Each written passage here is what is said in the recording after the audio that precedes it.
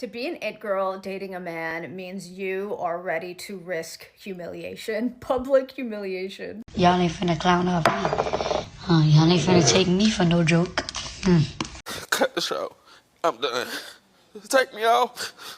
But we can't all PR train our fucking boyfriends. Like, imagine, I've thought about that before. Bitch, what I was trying to say is this situation got me so wet and so dry at the same time. Exactly.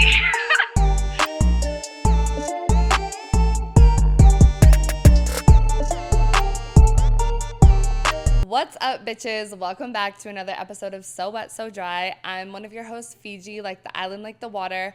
I've been wearing my hair exclusively up because it's too hot to breathe right now, and I work in social media and marketing. And I'm your other host, Autumn, like the season.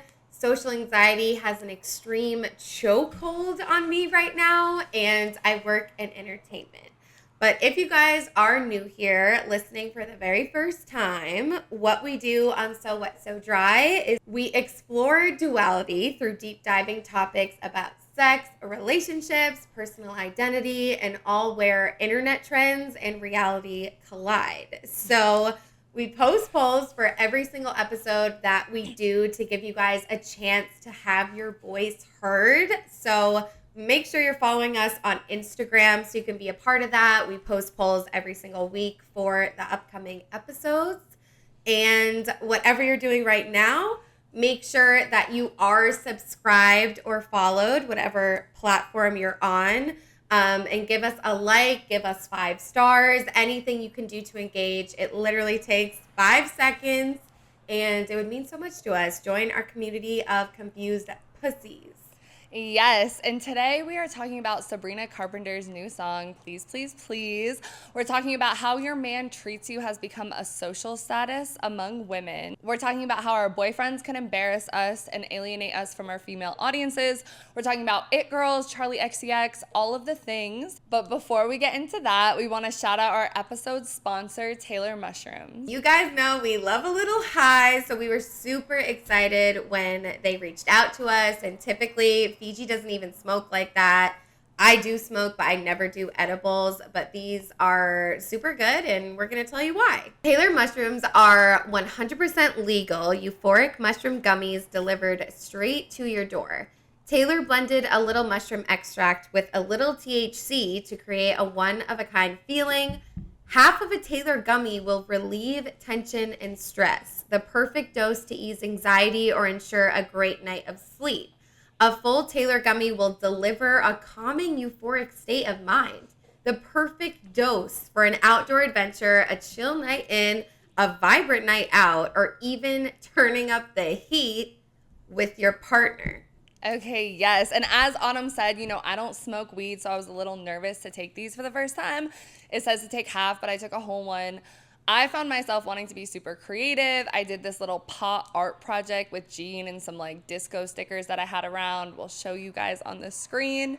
It looks good as fuck. Right. Overall, they're just kind of my after work late night vibe. I'll eat one, I'll watch a show, I'll do something creative, I'll chill. And yeah, I love them. So you guys should check them out. We're offering a discount, 50% off to the first 50 So Wet So Dry listeners that go over to taylor.store. That's TAILOR.store. And the code is WET, WET, for 50% off.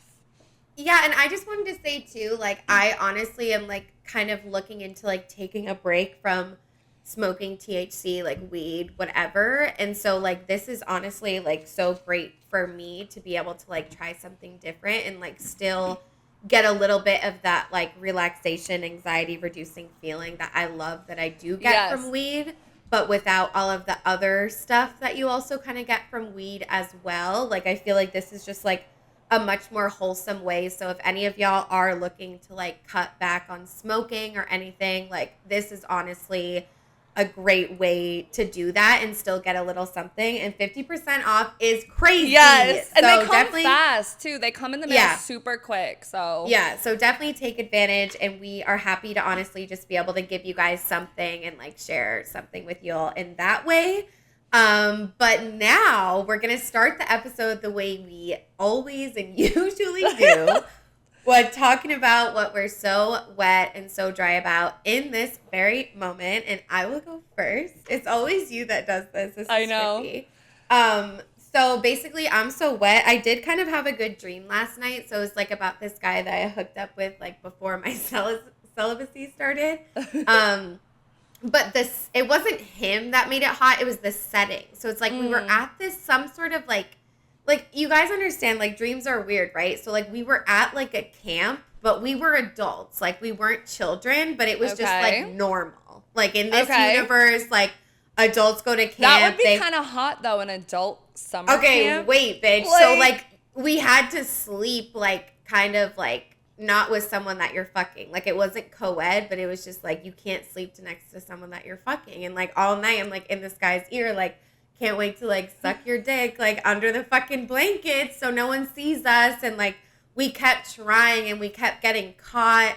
And then like I ended up with like the woman in charge of the camp, and then like me and her were kind of like flirting, and like so it was just like overall a really crazy and vivid fucking dream. And it really took place between like 4 a.m. and like 11 a.m. this morning, because I woke up at 3:30, like turned off the TV. It was like very chaotic and loud, went to sleep, and that's when the dream started. So I was really wet about it. Like I woke up really horny. So I just love any type of like wet dream. Like wet dream, but also like the camp and like the rustic vibe. Like we were in the woods. Match. It's kind of like those reality shows. Like that's the only time like Love Island, Perfect Match, they like go on a little camp together. Stop. And that makes so much sense because I've been watching Total Drama Island on Cartoon Network. And I've never heard of that. It's like it's an old show. Like, but I played Total Drama Island on Roblox. So I was like, oh my God, I want to like be the characters. I had never seen the show. And I love cartoons. And then, so I think maybe that's why, because they're in the woods at a fucking camp and they're adults, but they're on a reality show. It's like a spoof of reality shows. But anyways, yeah, super wet dream. Okay, super wet. Mine's not as wet. Also about something I watched kind of. I guess I've been like kind of getting back into my routine after Vegas, after chaos. I'm like working out, all of that again. But I watched the Dallas Cowboy Cheerleaders documentary, which you still haven't watched yet. No spoilers, babe. No spoilers. Okay, no spoilers for real. But I was just watching it, like totally admiring like dancers and gymnasts, you know, because growing up, like I did dance for like 2 years when I was like really young, but I was always a sports girl. And I'm not gonna lie, like I was a little judgy towards like cheerleaders, like dancers, whatever, like, oh, they're not really real athletes. Like I feel ashamed after being a stripper.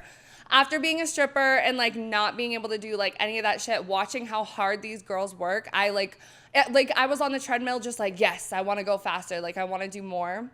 I will say it's a little culty though. Little culty, like very Christian, and also they don't get paid enough. You know, they make like 20 to 30K. I did. Yeah, so like I hope that they have the trajectory that the U.S. women's national soccer team did, where they like fought for better pay, like that type of stuff. Right. But overall, I admire those women. So yeah. And it's crazy because like we wouldn't think that they don't make a lot of money. Like deadass, in my mind, they're rich. They're good icons. They're like the most famous cheerleaders. Yeah. The reality. Yeah, that's crazy. Well, my dry is kind of what I already said before, but I basically like I went home to the East Coast for like 12 or 13 days, and I was with my family, so I wasn't like smoking as much as I normally do, because I was like trying to be present. Like I have a younger brother with like mental health issues, like just not trying to have weed flowing through the parents' house, you feel me? So I was definitely like not smoking as much. And then when I got back to California, I was like back on my bullshit, like smoking a lot. And bro, like I kid you not, like I always say, like I don't get high. I was so high yesterday, it's like bad. Like my eyes were closed, like I was like, wait, like this is horrible. I'm like too tired to go up and like get some water. Like I really smoked myself into like panic, and now I'm like literally smoking right now. But like I'm just like, I need to cut down, take a break, or, you know, do it after 4 p.m. or like something. Like I do want to do that. I don't want to be like a day smoker anymore. Like, yeah. I don't know. It's just, like, not fun anymore. So that's why I was being so for real about those gummies. Like, even those gummies, but also, like, CBD gummies with, like, a little bit of THC. Like, I am trying to, like, transition into something like that. So I'll keep you guys posted on my journey with that. Yes. It's going to be a really big money saver as well. So I'm trying to let that be the motivation. Because, honestly, like, having an extra, like, whatever, how much I spend on weed, you guys, like... It's like $80 a week. So 80 times 4 is... That's like groceries. Yeah. That's like a whole order of groceries. Yeah. No, but what's 80 times 4? But I mean, I spend that on cigarettes probably because I spend like at least $10 every day or 2 days. Babe, what is 8 times 4? I like can't remember. 32.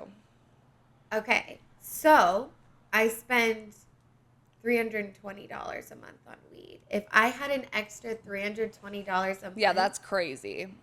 Like my Amazon cart. No, and think about these gummies. They're like $15, I think, with the discount. And there's 5 gummies in each pack. So that's like one every weeknight. One per day. Like, you're good. Or you can take half. But I'm dry about 2 really stupid things. One is that my pussy hair grows back really fucking fast. And I get waxed. I don't know if it's because it's hot out, guys, and I, like, work on my balcony in the heat, whatever. Like, I usually have little shorts on. I have been getting so many ingrown hairs. And it's, like, weird because when you get waxed, like, every 4 to 6 weeks, it doesn't grow back as much as it, like, used to. So when I get waxed, then the other little hairs are growing. And it's just, like, I can't find a balance. I still would pick it over shaving, but I think it's the heat too, babe. Like, I think it's like you're working out a lot, you're sweating, and like for you, like you need to. This is where like I kind of fucked up. Like when I work out, if you don't take off your shorts like immediately, even if you think you don't sweat, like that shit will give you ingrown hair. Yeah, because I usually work out then walk my dog, which is like still part of the workout ish. Yeah. But yeah, I need to do better. But the other little thing I was just going to say is like one thing Autumn and I have struggled with the podcast is finding articles that aren't behind a fucking paywall and like subscriptions and stuff like that, which has been like super frustrating. And especially for this episode, for some reason, I was trying to find like articles that applied and every good one was behind a paywall. But I did have a friend that told me about this website called 12ft.io. So if you guys are looking for good articles, put it into there and it jumps the paywall. So just thought I'd give it a plug. I mean, honestly, I haven't tried it yet. Yeah. But she's a journalist. She uses it and she told me it's good. I already had the episode done. So yeah. Okay, so as I said before, today we're talking about boyfriends being fucking embarrassing, alienating us from our female audiences, it girls, But before we get into all the rest of the other stuff, we asked you guys, has your man ever embarrassed you? And 69% of you guys said yes. 31% said no. I have definitely been embarrassed by a boyfriend. Have you? I'm just like, I don't know, babe. I think like I really was trying to think about this like last night. Like I think like I've been embarrassed to talk about who I'm dating to other people. But never was there ever a situation in public where I was like, wow, that's embarrassing. Yeah. Okay, that's good. That's right? Good. I've definitely, because I feel like there's with men, I mean, it's only been one guy. Like, I don't think he ever did anything. And we're going to talk a little bit. We have like a short section about queer relationships and how girlfriends and non-binary people and whatever can obviously be embarrassing as well. Any partner that you're dating can be embarrassing. Your friends can be embarrassing. Your parents, But like, I think there's this thing with men specifically, and there's a lot going on like TikTok, Twitter, where it's like, love your man in private, not in public. You know, people are soft launching, not public launching. Right. It's the men, because the men like is equivalent to the social status and it goes hand in hand, whereas like lesbians, like not as much. Like you don't really judge other lesbians based off their partner as much as you do with straight people. So I think I get it. Yeah, that definitely plays a part. So like There's two different types of responses when we asked you guys this, and I want to get like the little ones out of the way first. So we're just going to go back and forth and read some of these listener stories of people who were embarrassed by their partner. So the first one said just yes, but not in public. Another person said my ex had let out the nastiest, loudest, goofiest laugh to his own lame-ass joke. Because that's like getting the ick, in my opinion. Yeah, like it's kind of like beige flag-esque. Like, right. This person said ex would only play his trash ass music around my friends.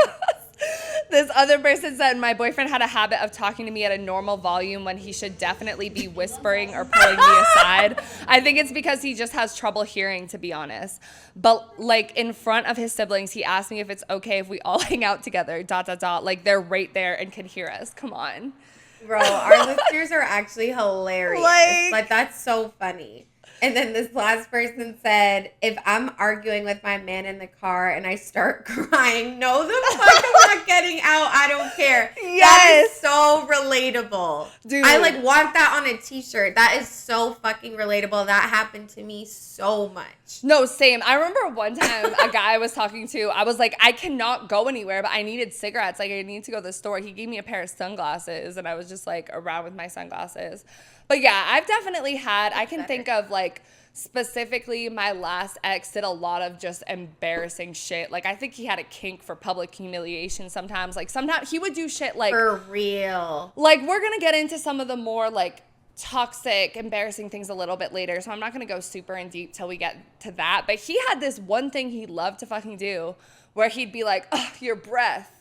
Like in public. I know. And it was like my breath never smelled bad. Like I had just brushed my teeth. I would have gum, whatever. But he would just like die laughing because he thought it was so fucking funny. And I'm like, this is not funny. That would actually make me so up. And think about not just one time. This man, he did it to you constantly. Like it was a new joke. Like a the middle next schooler. Day. Like he was literally a middle school boy. Like he thought it was so funny. He would also, when we went out together, he had another kink for like making fun of people like secretly, but like loudly, kind of like this person that's talking about whispering, but not really whispering. Like say we'd be in line to go into a bar or something like that. And he'd be like, yo, like their shoes, like whatever. But like, and like be laughing loudly. But I'm like, can we not? Like, I'm not trying to like have these people look at us. What if they want to fight us right now? Like chill.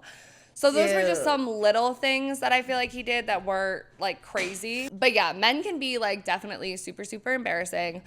And we're going to get into a TikTok like a little bit later that kind of sparked this whole idea. But a lot of it is coming off of Sabrina Carpenter's new song, Please, Please, Please, where she hard launches her new boyfriend whose name is... Okay, his name is Barry Keoghan. Sorry, guys. Again, like women are more relevant than men are. I just didn't know. But he is in Saltburn, and it's a good movie. But we're gonna just read the lyrics of this song. Autumn, do you know? It's so crazy because like in my mind she's just like a single lesbian. So would I never she's a femme. Yes, she gives femme boyfriend. Lesbians so bad.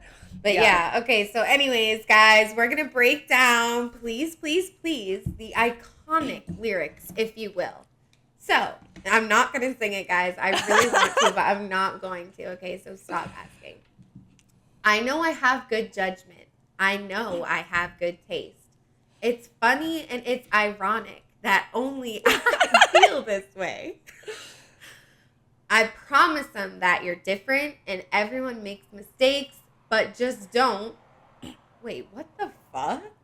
But just don't. Like, don't make mistakes. Right, but just don't. I know, but okay. Can I start over, babe? No, just keep going. I think you're doing a good job. Okay. I heard that you're an actor, so act like a stand-up guy. Whatever devil's inside you, don't let him out tonight.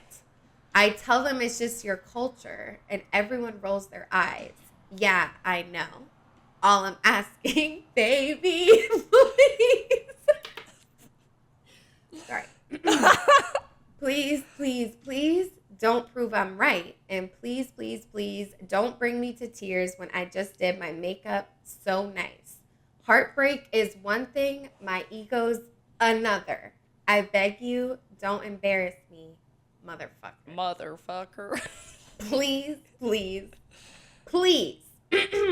Well, I have a fun idea, babe. Maybe just stay inside. I know you're craving some fresh air, but the ceiling fan is so nice. And we could live so happily if no one knows that you're with me. I'm just kidding, but really, kind of, really, really. Yeah, so that last part I thought was hilarious because I didn't notice that part as much in the song when I listened to it. But when I was looking at the lyrics, I'm like, this is that, like, love him in private, don't post him. Like, you like him, you really fuck with him, but you're really nervous that he's going to embarrass you in public and, like, humiliate you. Right, you know? because he probably will. Because he probably will. So we found this article from Refinery 29 talking about Sabrina Carpenter's new song. And it says there's something undeniably ironic about a rising young artist hard launching her relationship in a song where she pleads with a partner not to embarrass her. Please, Please, Please is an incredibly strong follow-up single to Espresso as both songs continue to dominate the charts. The internet has embraced the lyrics and music video to turn them into a flood of relatable content. My TikTok For You page has been video after video of creators lip syncing to that unforgettable line. Many are standing next to their boyfriends, playfully begging them not to embarrass them by acting like a jerk.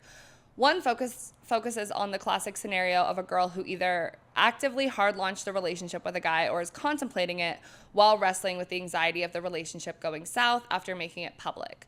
Some creators are reflecting on the anxiety of being in long-term relationships and doing, quote, wife duties, such as maintaining the home while on, quote, girlfriend's salary, only to worry about overinvesting in a relationship that their partner might want to end. As @Killa Kushla puts it, when you're finally in your lover girl era, so it's going to end in marriage or embarrassment. And then we have the queer community shout out. The queer community, particularly lesbians, have reinterpreted the line to refer to the underlying worry some lesbians feel when dating a woman who has never dated another woman before. There's a fear that once they go public with this partner, they might realize they're actually not into women or don't want to date them, leading to embarrassment. A popular TikTok that encapsulates this from @CoolMary, who writes on screen, when you came out to your Catholic family for her, as the song plays. No, dude. No, dude. The end of that is fucked up. I do not agree with that shit. Why? Because you think she shouldn't When have... you came out to your Catholic... Bro, you didn't come out for her. Okay, yeah, you should have came out anyway. Yeah. The fuck? But I'm like, it's all in good fun. It's just a cute little TikTok trend. It's just a cute little... But and then the part that it's like, so either it's going to end in marriage or embarrassment is like so crazy that those are the standards like we put on ourselves as women. Because it's like, damn, I don't want either of those things. You know what I mean? Like, I'm like, that's actually crazy. But it's so like, I get that that's how like people are really feeling right now. Yeah, because I think it's just like so much more public, like especially someone like Sabrina Carpenter. She's kind of at the top of her career right now. She's had a top charter, like she has a second one. Like it's been a thing in the media, as we're gonna get into, with like big stars, especially women, being super embarrassed by their boyfriends, and then that knocking off like their social credit or their friends, like looking at them like us regular people. It's more like your friends, like your family, like shit like that. Yeah. And I don't know the exact lore, to be honest with you, but I know that her and Olivia Rodrigo did date the same person. And then she's stole the other woman. The blonde in like Olivia Rodrigo's lyrics. Like she talks about, you're always with that blonde girl. Like that was about Sabrina. Yeah. So I feel like for her, like she already had something where like songs were written about her in like not a good way.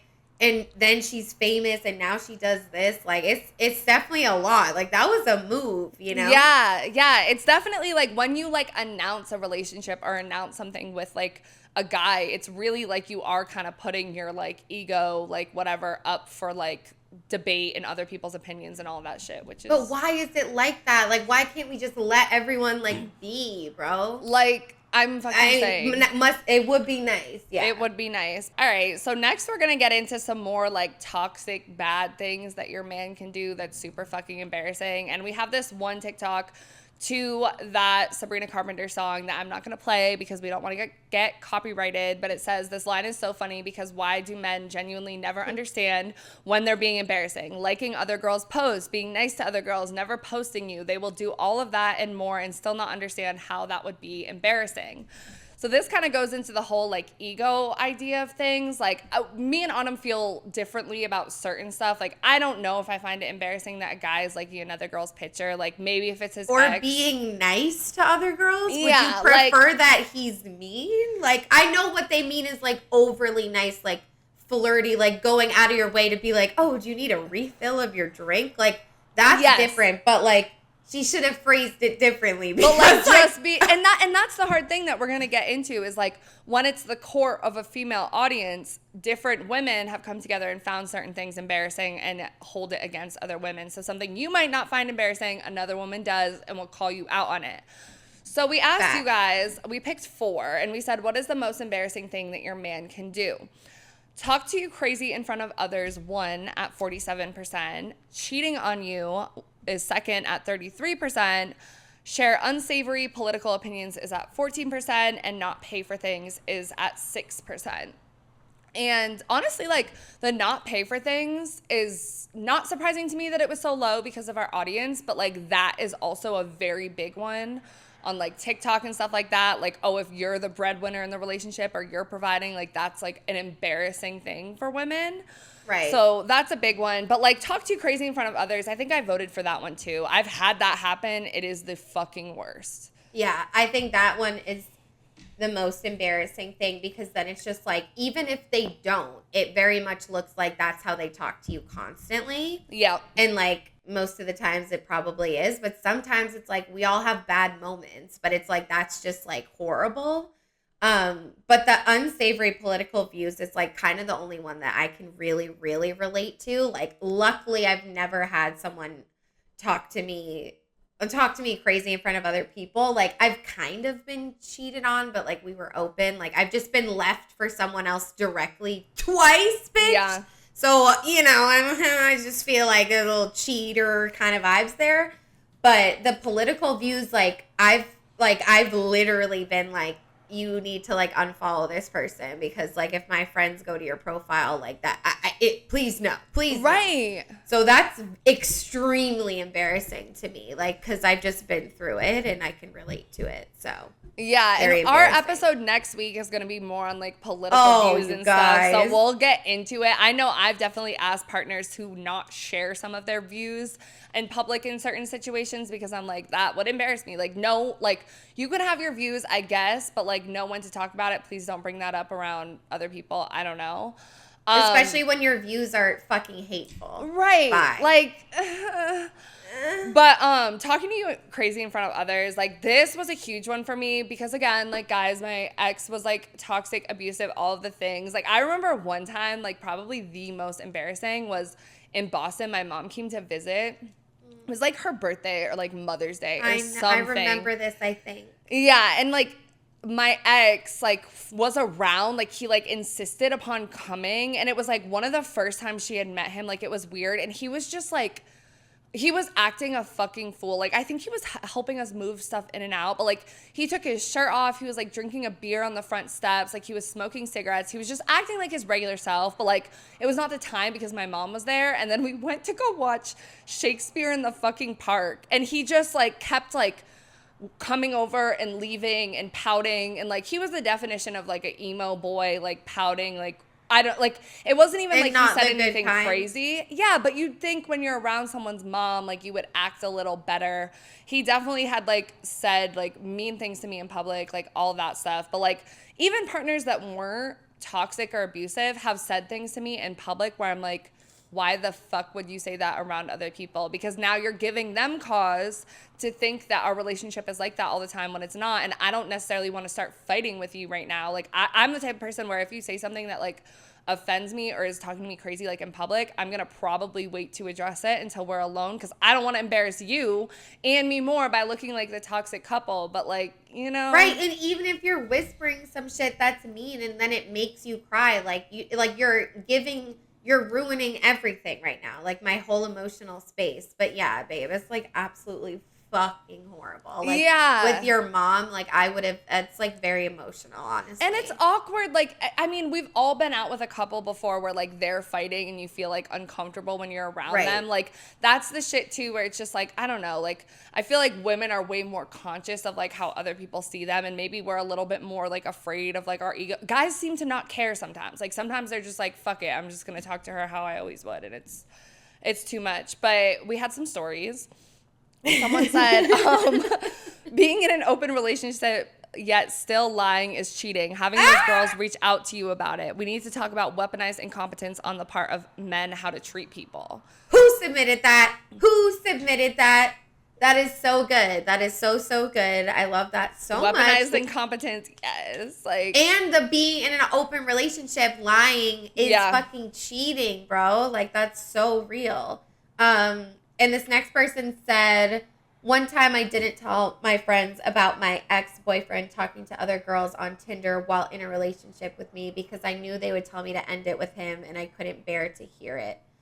Again, real as fuck. You know? Fuck. And sometimes it is okay to, like, keep things to yourself, to, like, protect yourself as long as you don't keep it to yourself for a year. You know, give yourself, like, a couple of weeks, like, but at that point, it's like if you're scared to tell people that you love and people that you trust something about your partner, it's never a good sign. Yeah. Like, it really isn't. I guess there's, like, some crazy circumstance in which it could be, but I feel like that's, like, the biggest thing. Like, those are people you love and trust for a reason. Like, your partner should blend into that. They just should. Yeah, and it's weird because, like, you know, when I was in my relationship or whatever, I would usually tell Autumn everything that was going on, but it got to a point where I was like, okay, like, this is a little too much.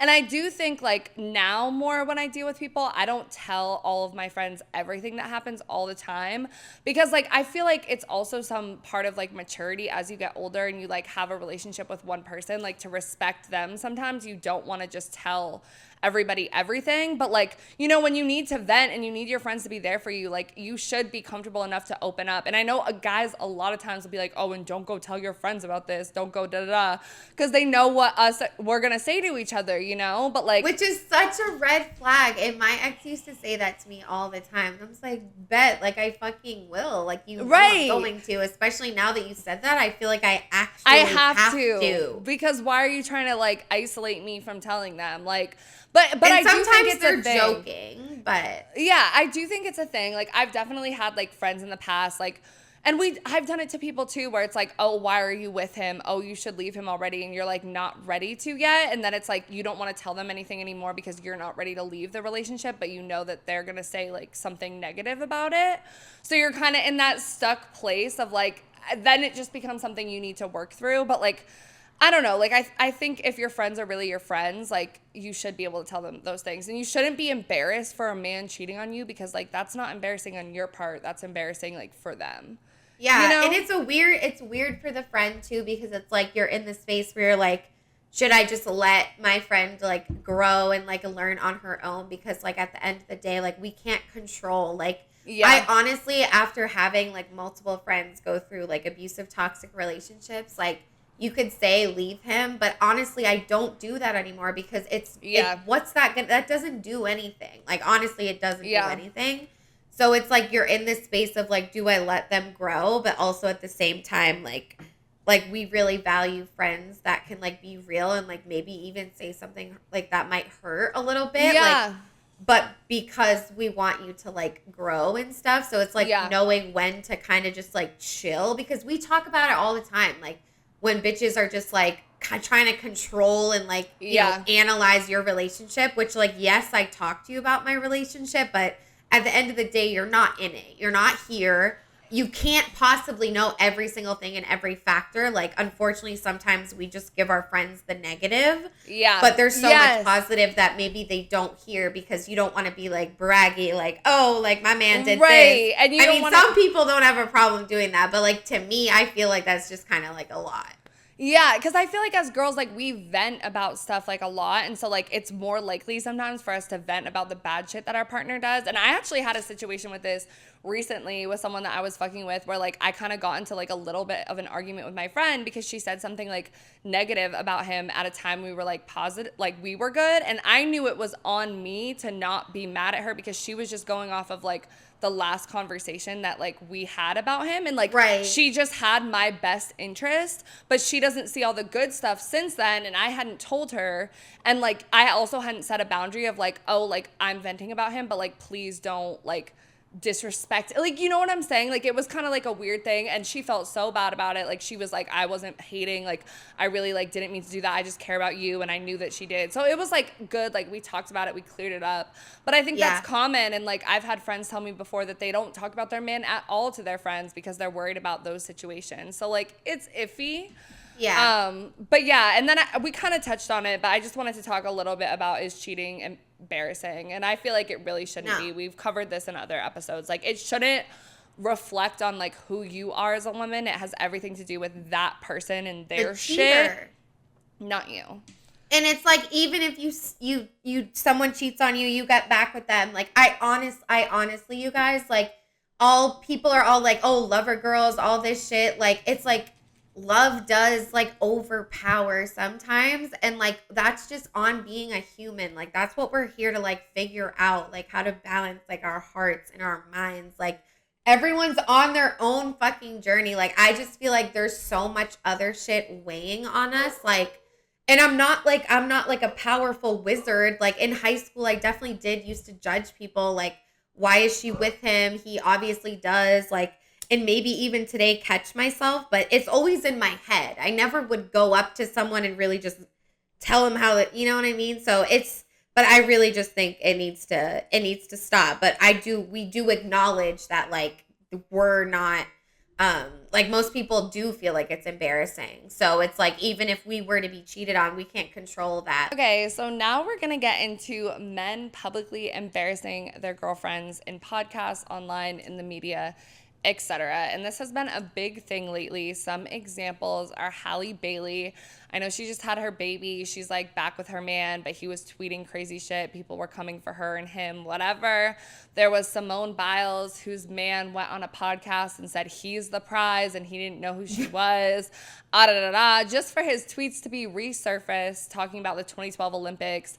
And he was literally like live tweeting her fucking routine, and then also said that she would be cute if her smile was fixed, which is like, fuck you, bro. So like, you're lying about like not knowing who she was. Like, you obviously knew who she was, but like, whatever, like embarrassing, right? Like, yeah. And she went on Call Her Daddy, and she like talked about the whole thing, like, you know, cleared the air. Like, it was a little hard for people to be coming at her for what her boyfriend said. But another example is Keke Palmer, which we did talk about in one of our episodes before. You want to talk about that? Yeah. Yeah, basically Keke Palmer like wore a fucking certain dress in a video or to an event, and her man was like, you shouldn't dress like that, no mom should dress like that, just like basically calling her a hoe and like her outfit. And obviously like people fucking go crazy over Keke Palmer, and we're like, you can't talk to her like that, like you should leave him, blah blah blah. And like Keke Palmer just posted a video, like, I don't remember, like, what it was, but it was truly so iconic and funny, and it was just, like, her dancing, like, basically being like, I don't give a fuck about the whole situation, like, this is online, my real life is good, or whatever the fuck. Yeah. And so that was crazy, but it's also, it just shows, like, how, you know, men's actions, like, affect the woman almost more, because it's, like, this underhidden thought of like, oh, well, men always say crazy shit, so it's like we should just go protect the woman and be like, you should leave him. But in turn, what you're doing is like really just you know, shaming her and making her look more stupid. You know, it's like, why are you blowing it out of proportion? Yeah, so we're gonna get into an example of this with Jalen and Monet, and both of us had never heard of Jalen and Monet before, but I watched a YouTube video essay by Tiny Say. It's called Toxic Dump Him Culture. And she briefly mentioned Jalen and Monet in the beginning. And so I deep dived it, of course, obviously, guys. But to sum it up, Jalen is from Love Island. He is an influencer now. Monet is also an influencer. And they started dating, I guess, around 2023. And they built a massive platform, her with her charm, candid and chatty self, and him for his wholesome day in the life type of content. So they're kind of one of those like ship couples, like people think they're really cute. They're both hot as fuck.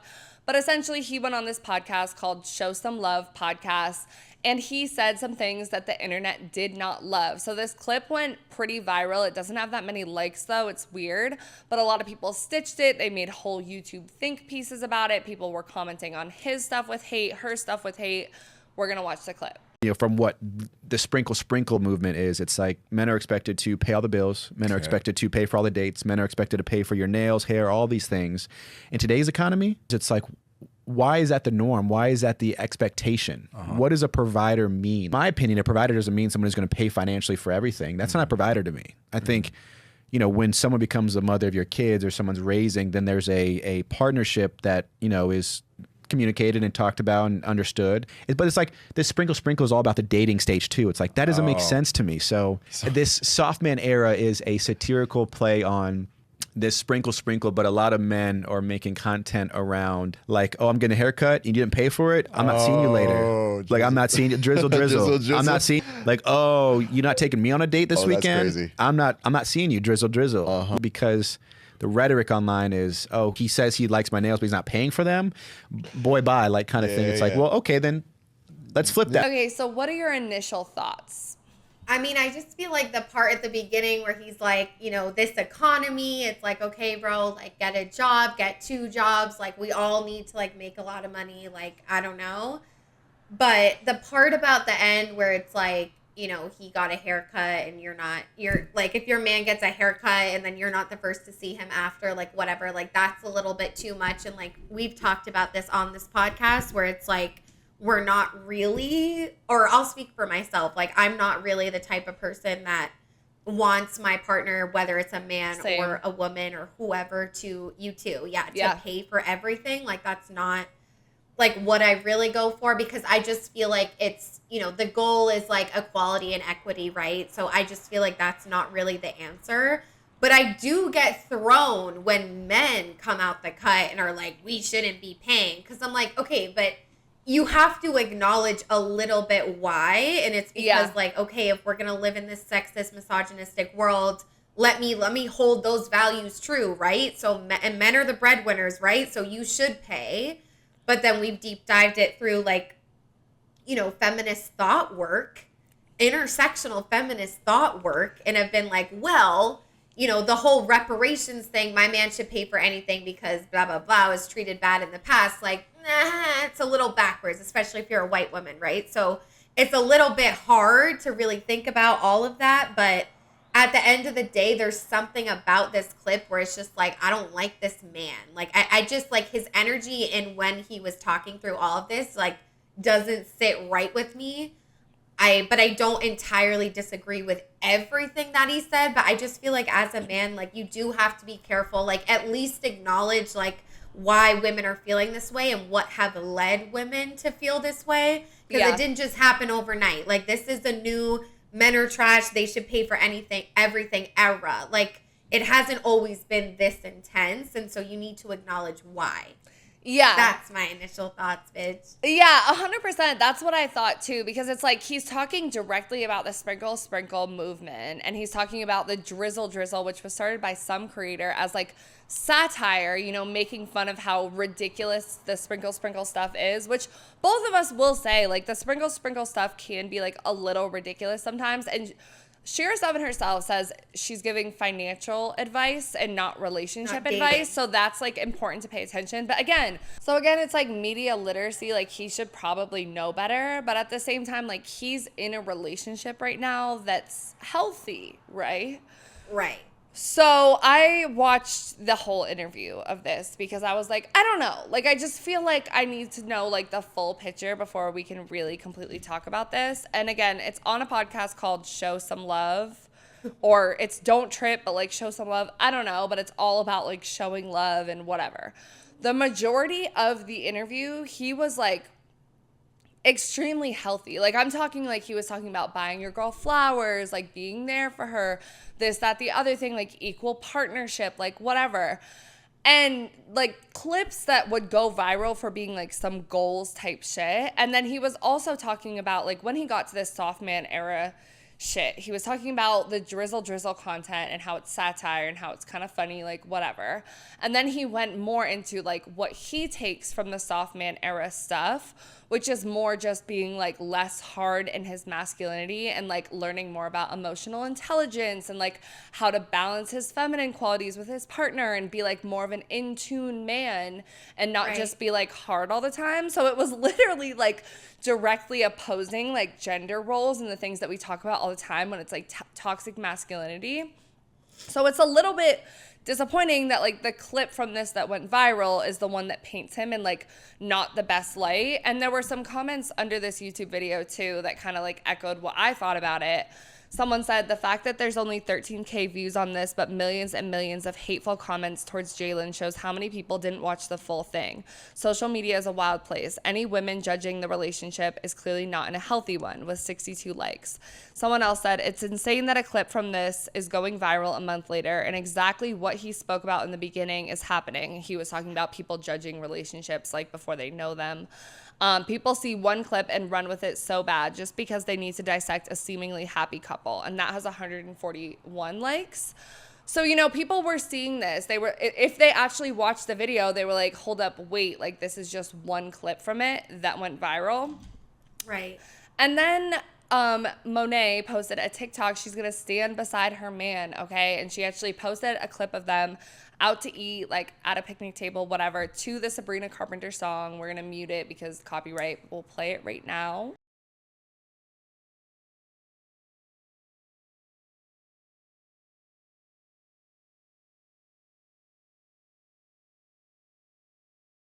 And in the comments of this video, people were not fucking with it. Someone said, Monet, honey, I love you, so I'm going to hold your hand when I say this, with 43.8K likes. Someone said, forget the mess. Monet literally looks unreal. 68.K likes. Some love. Someone said, who pay the bill? With like the like sweat emoji. Jalen said, oh, you ate that. Someone said, a little too late for that, I fear, meaning like embarrass you like he already did. Someone said, Jalen's just happy to be taken care of. These all have so many likes, okay? And then someone said he already did, like embarrass you, and he didn't. Someone said he didn't embarrass Monet. People are just incapable of letting people have opinions. So it's like this is, ate with that. yeah, she ate with that. Like it's a little bit, you know, crazy. I think it's kind of cool that Monet is like playing into it, and she's kind of like, guys, like this is like a joke. Like at this point, like they like seem like a keke solid energy. couple. Yeah, like they seem like good. But it just goes to show how many people don't have like real media literacy and aren't gonna like deep dive and watch like the whole video and get the whole picture before they just jump on like one clip. Because they don't want to. Like, no one today wants to sit down and watch, like, a 60-minute fucking long-ass interview. Like, it just happens less and less and less. And, like, it's like we see this happen so much with, like, people only seeing, like, short-form content or, like, a tweet and, like, thinking one way because they didn't watch, like, the full piece of media. Like, it happens all the time. And it's definitely one of the downsides that social media, like, gives us, you know, quick access to things and not the full story. And it's like, obviously, you know, people go viral because of commenters and because of like how people feel. And that's like one of the scariest things about like a bad piece of content going viral, because then people are going to think, you know, one way about it when maybe it's not really that way.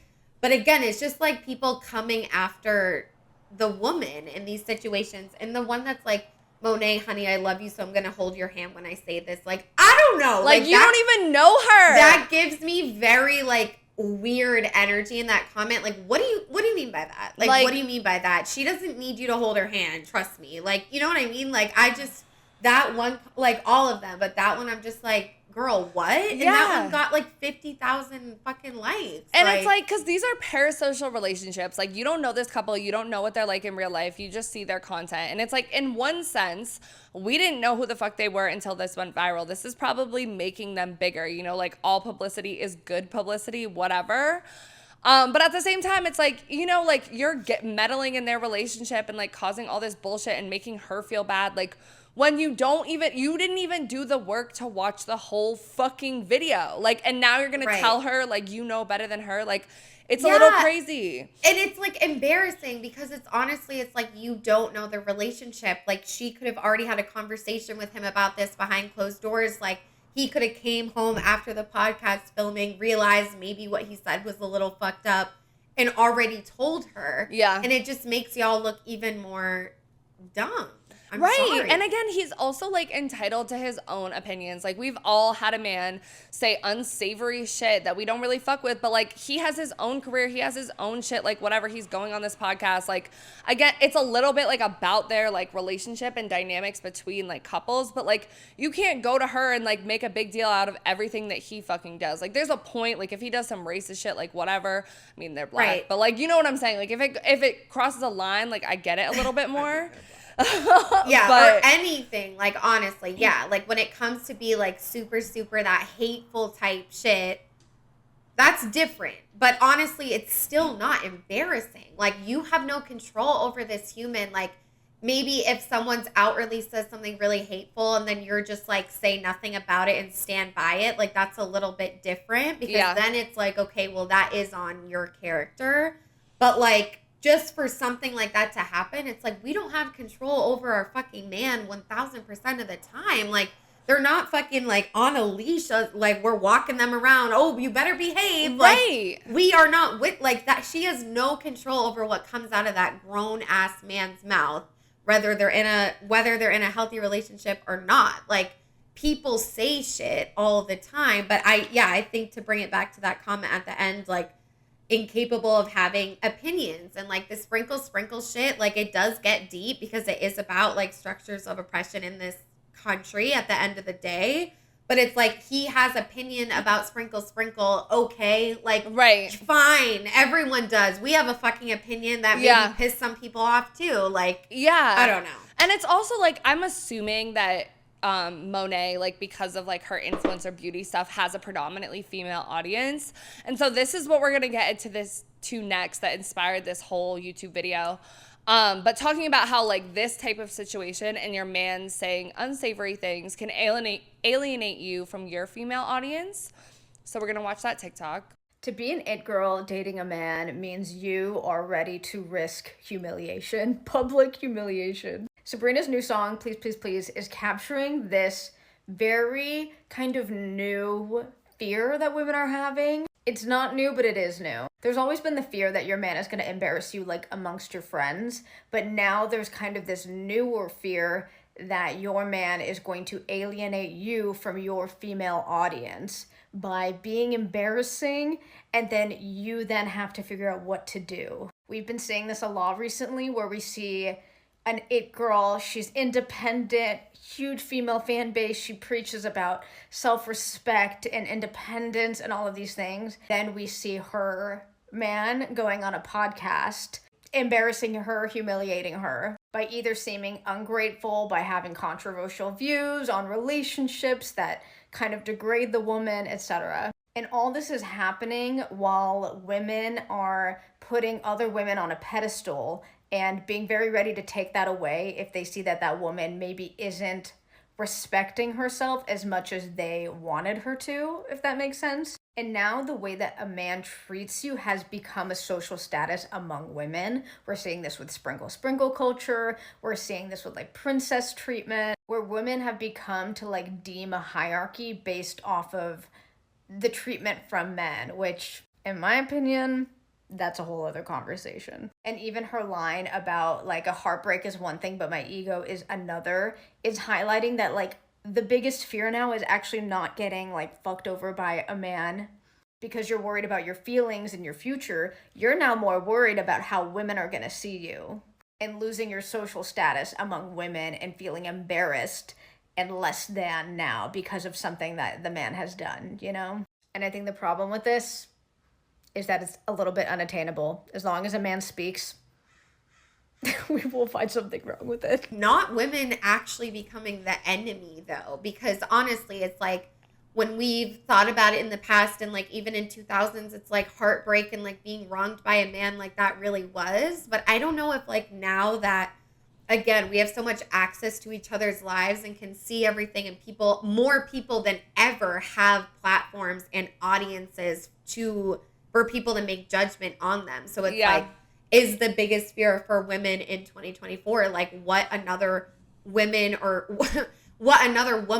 group of women will say about them, specifically in the context of their relationship. And like, that's really scary, because this whole thing that like, you know, all these branches of new waves of feminism, it's like we're supposed to lift each other up and like be understanding and empathetic towards women and their situations, but that's not it. Yeah, and it's like, and it's also like a very weird capitalistic, not feminist, still centering men way to look at things, because it's like, I think part of the thing for these famous people and like Sabrina Carpenter and Monet and like whatever is like, all of these women that are commenting are their audience, which is like who's like subscribing, like paying, like all of those things. So like, it's not just like fear of embarrassment, but it's also fear of losing a following that's going to like pay stuff for you. You know what I'm saying? Because like they look at Monet as like this it girl, this unachievable standard or whatever, but suddenly she's human and has a relationship with a man just like most of us do. And she's not an unattainable it girl anymore. And now you can't sell to your audience as much. So like that, and it's still centering men, which I think women right now, there's a big movement of decenter men, like hold other girls accountable, girls, all of this stuff. But like, we're not doing it. Like, we lost the plot in this situation because we're still tearing down other women over, like, we're losing sight of intimate relationships and focusing on other bullshit. But wait. Yeah. Do you think, like, because low key, like, we always talk about, like, women are on top, like, women are dominating music, women are blah, blah, blah, blah. Do you think now it's like, if women are really on top, we're going to care more about what other women think of us? Yeah. Because men are being lower. It's like, well, who really gives a fuck? And that's what I think it is right now. I honestly think, like, we live in a patriarchy still 100%. But, like, there has been such a moment in the past, like, 2 years, and this is kind of, like, one of the discussion topics I wanted us to get into, is, like, the idea of this, like, female audience, because I think more than ever right now, it's, like, girl culture, where it's like we have the Barbie movie, we have Charlie XCX, we have Sabrina Carpenter, like we have Beyonce, we have like so many women just we have so many women just like killing it and all this stuff. A girl dinner, we have like I'm just a girl, like all this girl shit where it's like we push men out and we don't really give a fuck as much, and it's almost embarrassing to like have a boyfriend, to like love a man if he's not providing for you or helping you get up and look better to other girls. This is crazy. I don't want to live here, bro. Like, isn't it crazy? But that's why I want to pull it back, because I feel like it's a little bit of a capitalist thing. So yeah, when she talks about the it girl, that's another thing in this whole dumb girl shit that's trending right now. She talks about, you know, as an it girl, public humiliation is the biggest thing you should be afraid of. So this made me think of the Charlie XCX music video, 360, okay? I wish we could play it, but copyright we can't. But if you guys remember, go watch it. We'll put some little screenshots of them on the screen. Mm-hmm. It's satire, right? Like, they're at the table, all the it girls. You've got Julia Fox, you have Rachel Sennott, you have that Instagram baddie. Said is just like me. Yeah, I think if we had a movie, Rachel Sennott would play you, but yeah. But they're talking about this je ne sais quoi that the it girl has. Like, you have to have this undescribable thing because no one really knows what it is. Like, when we think about it girls, it's like in the early 2000s, you had Paris Hilton, like I think Beyonce, like you had Kim Kardashian, like now, what's Lindsay her face? Lohan. Yeah, like Maddie from Euphoria was like an it girl. You have Sydney Sweeney, but then you have like, what's her face from, what's the other girl that was in the Weekend show? I feel like she gives it girl. You have Charlie XCX. You have Julia Fox. You have, which also I was thinking about this. I'm like, Julia Fox dated Kanye.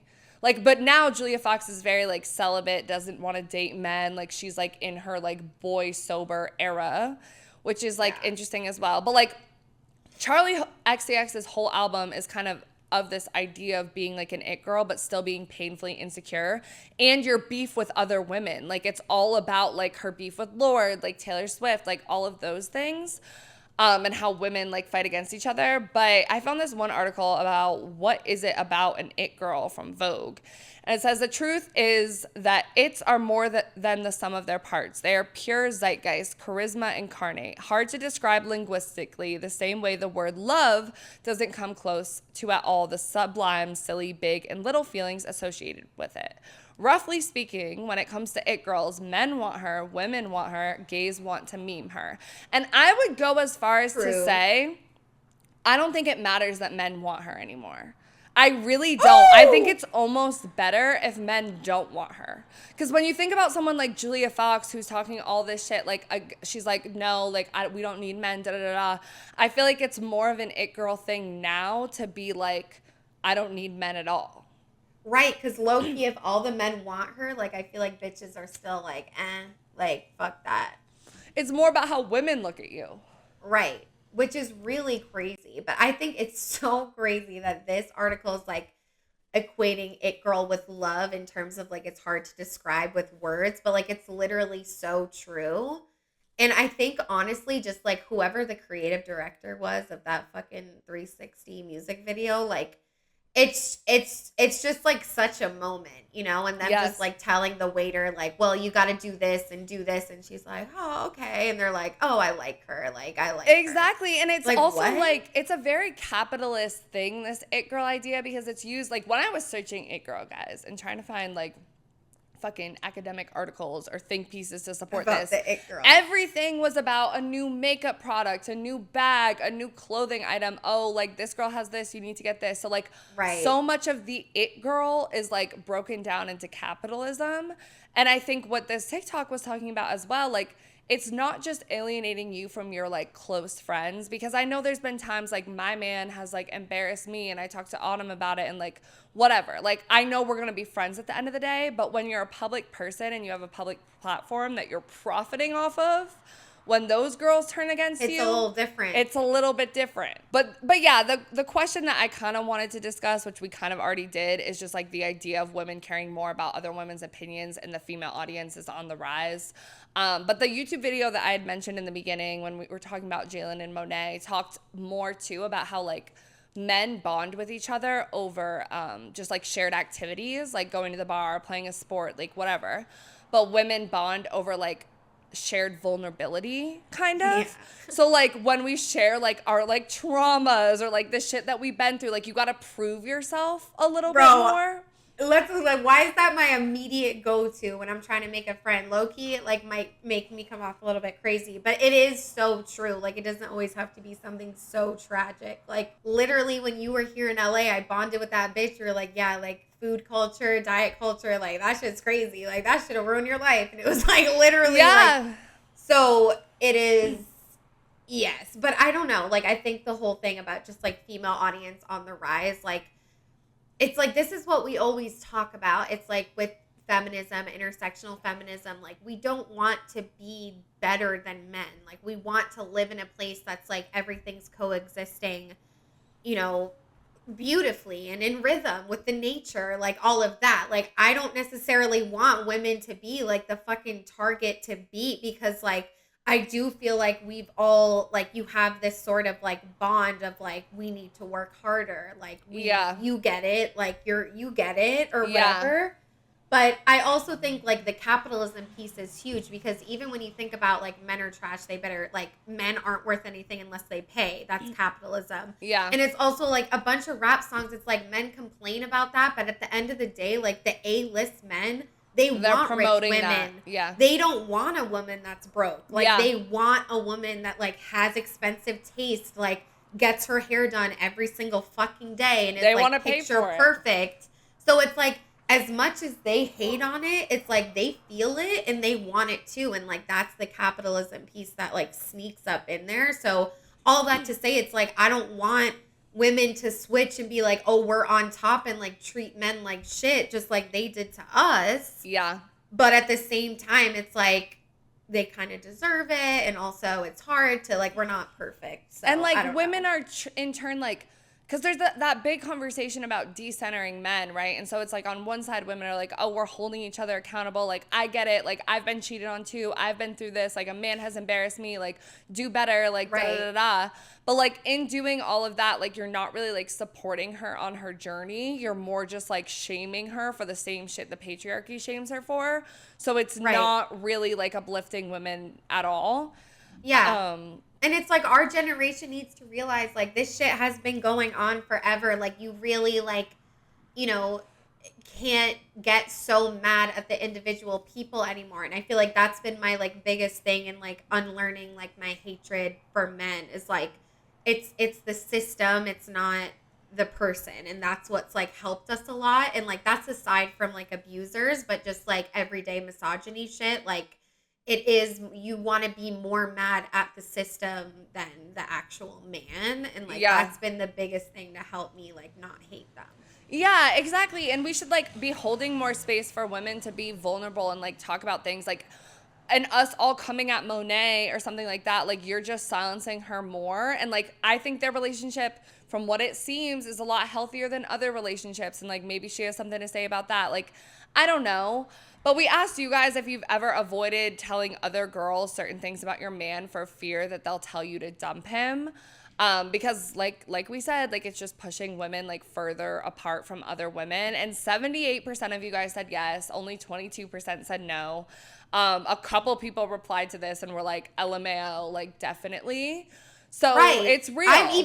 I've even like I 1000% have like there's definitely shit about my ex-boyfriend that I didn't even tell you because I'm like, not because I think you're gonna judge me or it's just like it's just not fun to like say shit like that when you're already feeling so much internally and like you could have the bestest friend in the whole fucking world but you still don't want to just like, because it also makes it more real when you say it out loud. Like I'd rather just shove it down when you're like really in love with someone that's like definitely toxic, you know? Yeah, and there is a balance, like I said before. Like I think there is certain things that you should keep between you and your partner that are like interpersonal relationship issues that like you guys can work out together. Like you don't need to tell your friends every single fight you and your boyfriend like get into because like they're not involved in your relationship. But at the same time, like when we bring up like abuse or like cheating or like things like that, like it's so sad that some women feel like they can't share that with their friends or other girls for fear of like it like affecting how people look at them, and especially like famous people and stuff that have these big platforms. Like it's just like it's sad. fucked up. Like it's the opposite of what I think we're trying to do. And what a girl's girl fucking is. Like girl's girl, if like honestly it's a red flag at this point if someone says that to me because I'm like, are you an actual person that supports other women or are you the girl's girl fucking symbol we have? Because that symbol that we have is not a girl's girl. No. You're just policing women hard. Yes. And listen to our girls girl episode. I know. I love that episode. But we asked you guys another question too. We asked you, do you judge other women by the way her man treats her? And 43% said sometimes, 36% said yes, and 21% said no. And thank you guys so much for being real, honestly, because I feel like it's like, no, the fuck I don't. But it's like, we do. We do. And part of it is like internalized and like we have to work to unlearn that. And then the other part is just like, we're humans. Like it's, you know, everyone around you's doing it. It's the culture. It's hard not to have that initial thought, but what we all need to work on is like the second thought. And I literally have sticky notes all over my apartment that say like, what is the second thought? Because usually my first thought I have about anything is trash. You know what I mean? So it's like in my own journey to like unlearn shit, like I'm always like, what's the second thought? That's a good one. Yeah. It's like really, like honestly, the first thought is usually always like unspeakable. Yeah, because like, it's just bad. like your impulse, like what society has, like you have to do that and thought to feel work to better. break it like down.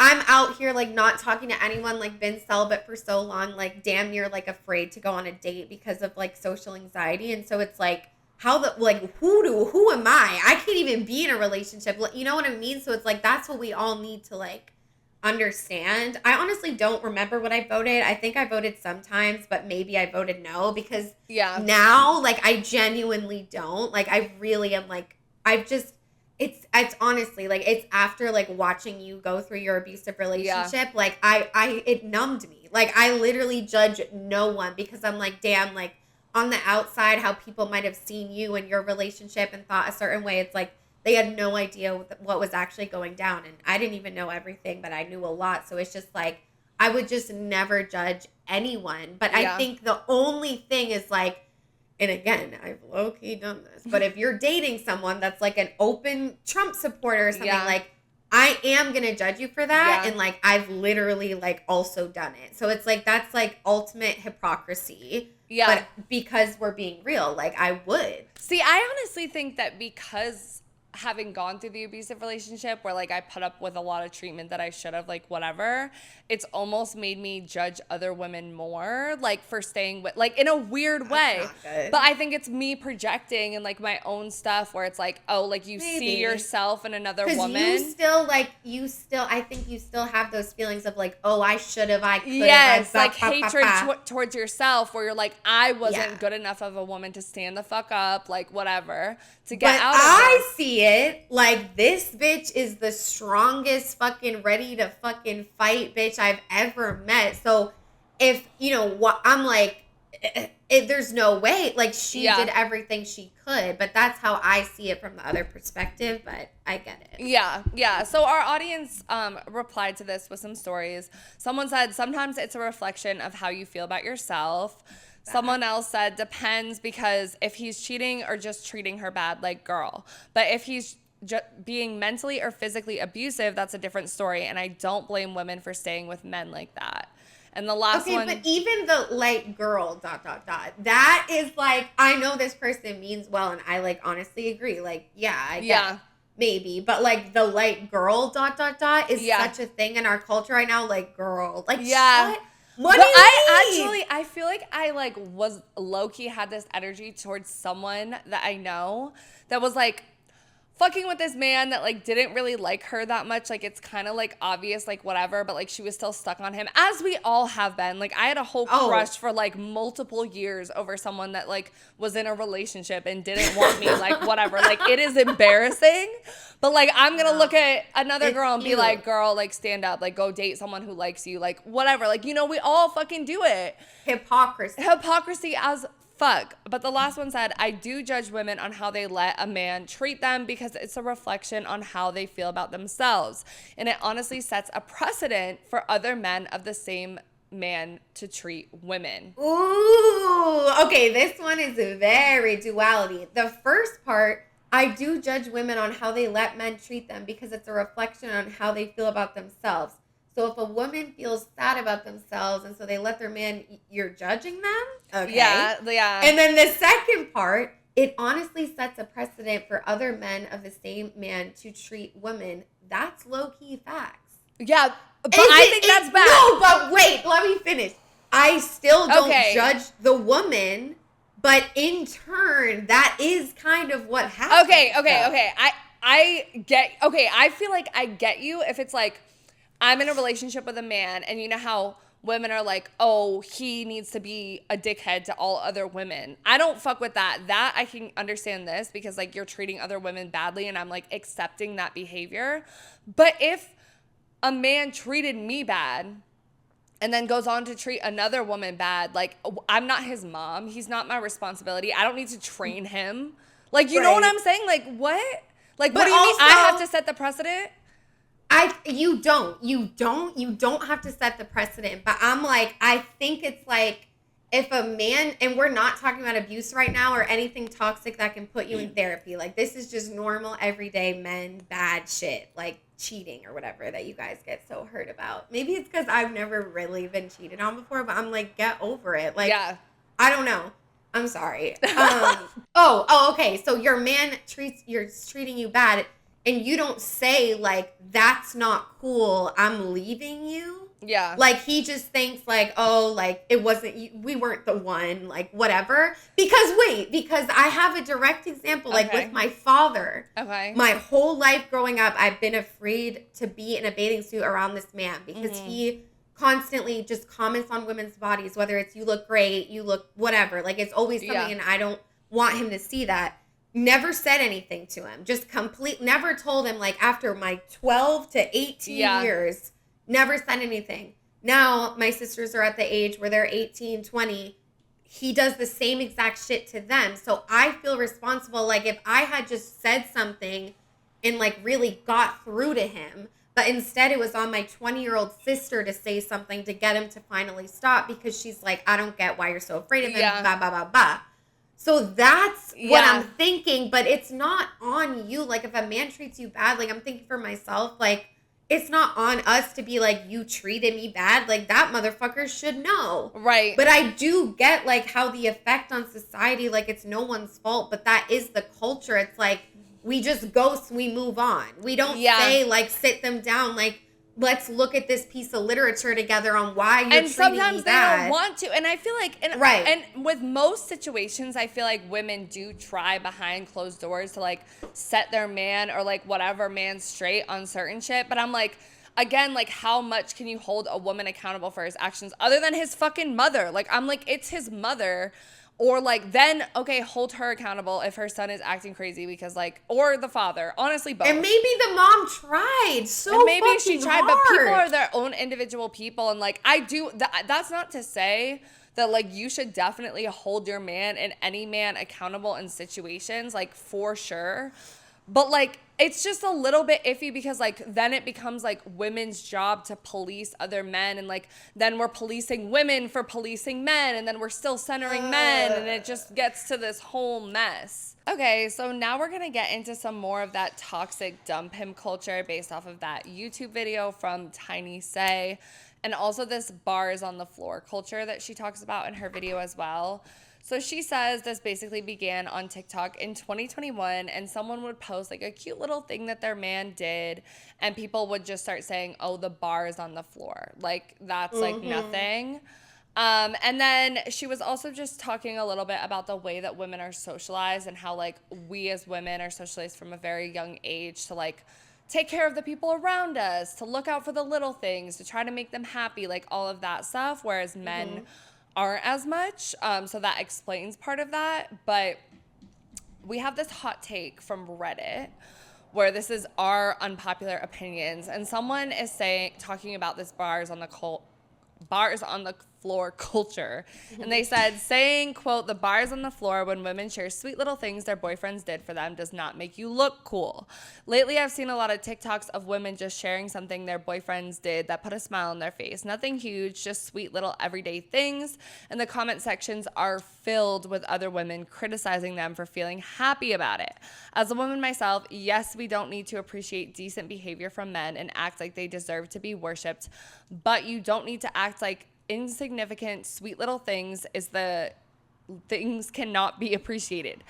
If what her guy did put one extra smile on her face that day and it made her happy, who do you think you are to make her feel shitty about it online?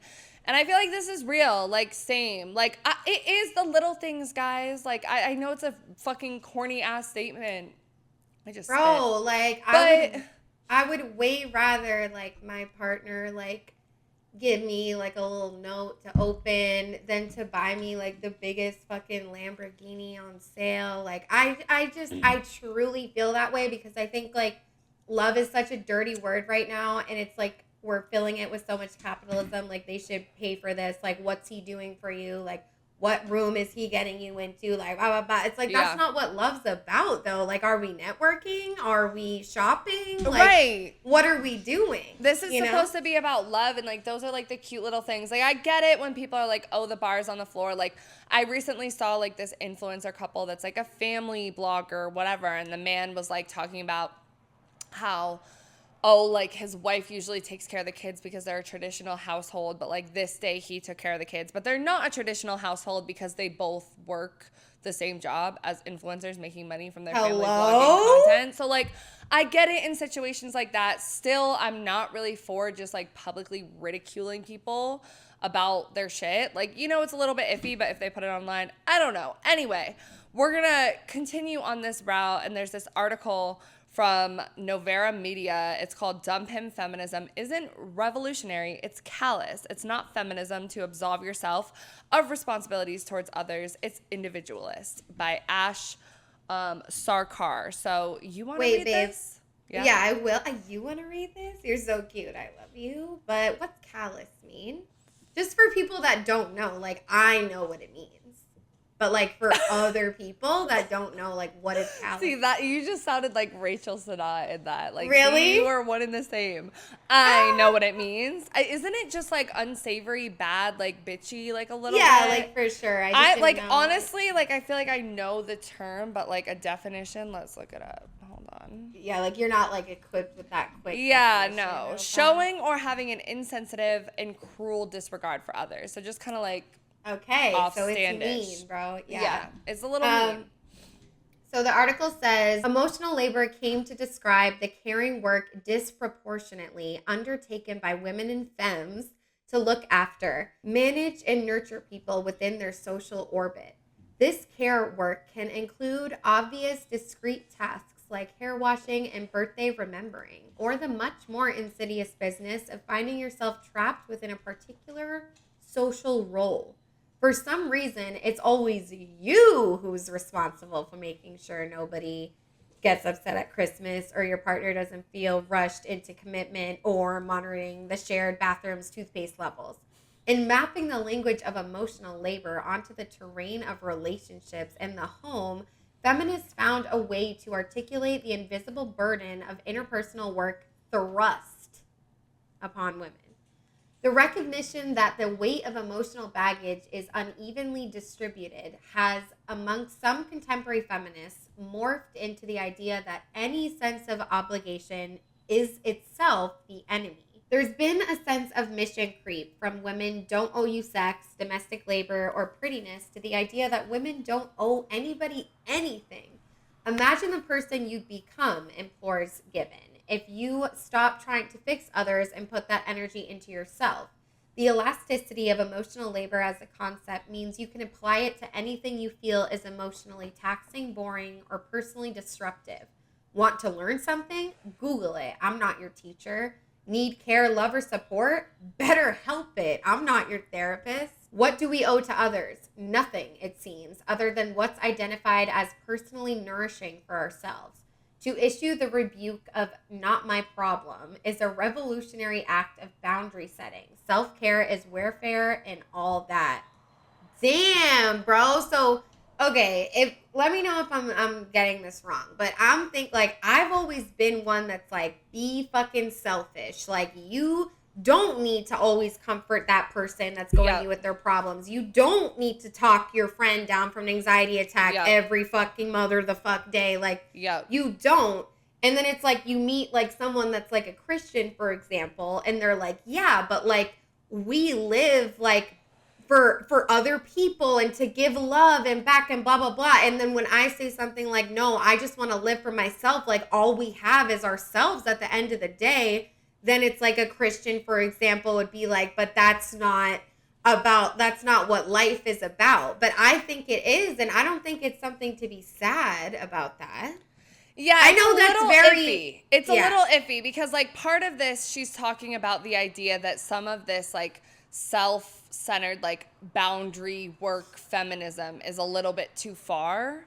You know, because I agree with you. And I think as women, we do need to tell each other that and ourselves that, like, all the time. Like, I say all the time, like, with the women in my life, like my mom, like my nana, like whatever, I see them constantly. They're not super Christians or whatever, but definitely grew up with that mindset of you have to help others all the time. You need to give of yourself. Like, to a point where it's like, okay, but how are you, though? And if you ask them that, they're going to cry.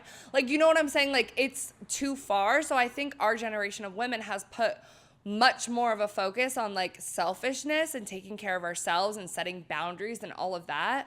But what she's essentially saying, and this is just a snippet from the article, I didn't pull like the whole thing, is that like it's gone like a little bit too far to the point where women are like, oh, well, I'm not doing anything in relationships, which is kind of like this whole like sprinkle idea a little bit, like the bar is on the floor, like you need to sit back, he should be proving everything to you, you shouldn't have to do anything.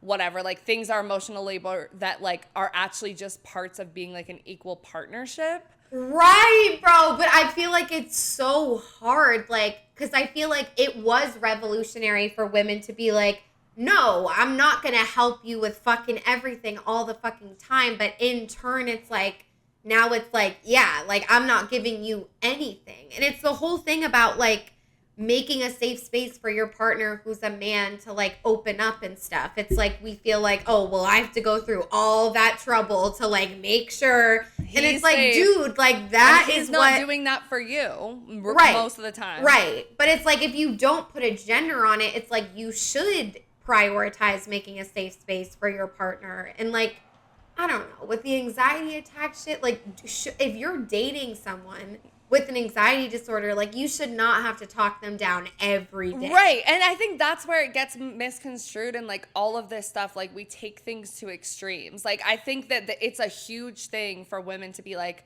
setting boundaries in their friendships, in their working relationships, with their boyfriends, with their fucking parents, like everyone. You need to like focus on you and not do that social coding of being a woman where you constantly have to put others before you and be a people pleaser. Like that needs to stop in ourselves. But I also think like when it's all of these women like commenting on other people's TikToks or like relationships and like pushing that culture in like a place that they don't really have like a stance in, they're just seeing like a snippet of it, or even like women applying it to their own lives when they don't have enough self-awareness to be like, oh, maybe I should like be there for this person right now, or maybe in my relationship, like I should write him a little note. Like I don't need to make him fucking lunch every day, like a trad wife, whatever. But like if he buys me flowers like every few weeks, like maybe I should do something nice for him too. Like I'm not like the only one in this relationship kind of thing. But I think like the predominant like dump him, bars on the floor culture, like places women in relationships on this not really pedestal because it's so iffy with like patriarchy, but it's like you shouldn't do anything because of how it's been in the past when like interpersonal relationship dynamics are different. It's like so black and white. It's like we really need to get away from that. And it's like that's like how I honestly live my life. Like it is very black and white. Like I'm very all or nothing mentality, and it's like it's so dangerous. And I honestly feel like in turn for that, like men seeing those comments about like, oh, the bars in hell, it's like that's why you have these like men that are like, it's so hard to craft a Bumble message because they feel like they're just always being like torn down and like it's never enough. And I'm not being like, poor men, but it's like that is a fact. Like that is what the culture is like doing. And it's just separating us even further as well too, because it's like, you know, unfortunately, like online, it's like how women are their side versus the men's side. It's like making you think that every man thinks that way and every woman thinks this way. And it's just like so not true. And it's exhausting. But we asked you guys, how do you feel about the dump him and bars on the floor culture? And 81% said women just want the best for other women. Next is 11%, pretty low. Women hold each other to unfair standards. And then both at 4% is it's feminist and people need to mind their business. I honestly, Definitely I'm like between, not feminist. I'm between women want the best for other women. Honestly, no. I think it's women want the best for other women. People need to mind their business and women hold each other to unfair standards. I think it's all of them because it's like in this, like I do think the genuine feeling when it's not that women want the best for other women, I think it's projection or something else. But like I do think generally, especially when it's like friends, like if I tell you something like bad that this guy did to me or whatever, you're like, oh, you need to leave him. Like what, like, you know, like you care about me. But when it's the internet, like it's a little like mind your business. Yeah. No, this is what I think, babe. This is what I think. I think the intention behind dump him and bars on the floor culture was that women want the best for other women.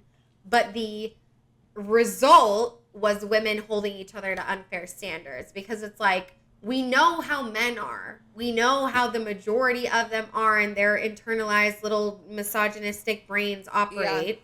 So it's like, how can you expect every single woman to be with a fucking perfect man? There's not enough. They don't all exist. Like, and I hate saying this because I am so far from perfect, you guys. Like, I fuck up all the time. Like, honestly, with all sorts of shit. Like, we're just humans. Like, you know, and it's like whiteness is like insane. And like, you know, do I do white people shit sometimes? Yes, absolutely. But it's like, the whole point to like unlearn all of that is to be honest and acknowledge it. It's a both and. It's not just like, You know, like, I don't know. It's just really I know hard. it's hard because I think on one sense it's like great that so many women are raising the bar in a lot of things and like wanting to decenter men and like wanting to come after like men for mistreating women in public and like all of these things. But I think like we've lost the plot in some of it when we start hating on other women or hating on couples like Monet and Jalen who seem like pretty healthy otherwise, you know, like that just seems like an opinion we don't love that he has, but they seem like they have a fucking healthy relationship. Like, you know, and even other stars and stuff, like sometimes I wonder if it's just like a PR thing, but we can't all like PR train our fucking boyfriends. Like, imagine, like I've thought about that before, even with this podcast, like, and all the guys that I've been like seeing, dating recently, like all that stuff, like every single fucking one has said some like crazy shit where I've wondered with the podcast that we have, like, oh, if we ever got big someday and they said this, like, would that look bad on me? But it's like, what, like, I'm not his keeper. It would, but like, I'm not his fucking keeper. Like, I can like try to have like conversations with him, like alone, like when we're together, like whatever. But like, what else can you really fucking do? And people are unpredictable too. Like, you know, it's different if you're like, oh, I hope he doesn't say that. I hope he doesn't say that. And then he does. But like, sometimes people are thrown off. Like, oh my God, I can't believe my partner said that. Like, it's this is not a new like thing. Yeah. Right. Like, unless you've been married for 15 years, like, I don't think you really still continue to get to know people. Like, it's not, but yeah, it's really fucking hard. We asked you guys too, though, is a man embarrassing you a deal breaker for the relationship? And 45% said it depends, 40% said yes, and 15% said no. And I feel like if your partner is embarrassing you, like you probably shouldn't want to be with someone that embarrasses you. Like, I don't know, but I know that like in this context, embarrassing in quotes is like, it's a different type of embarrassing.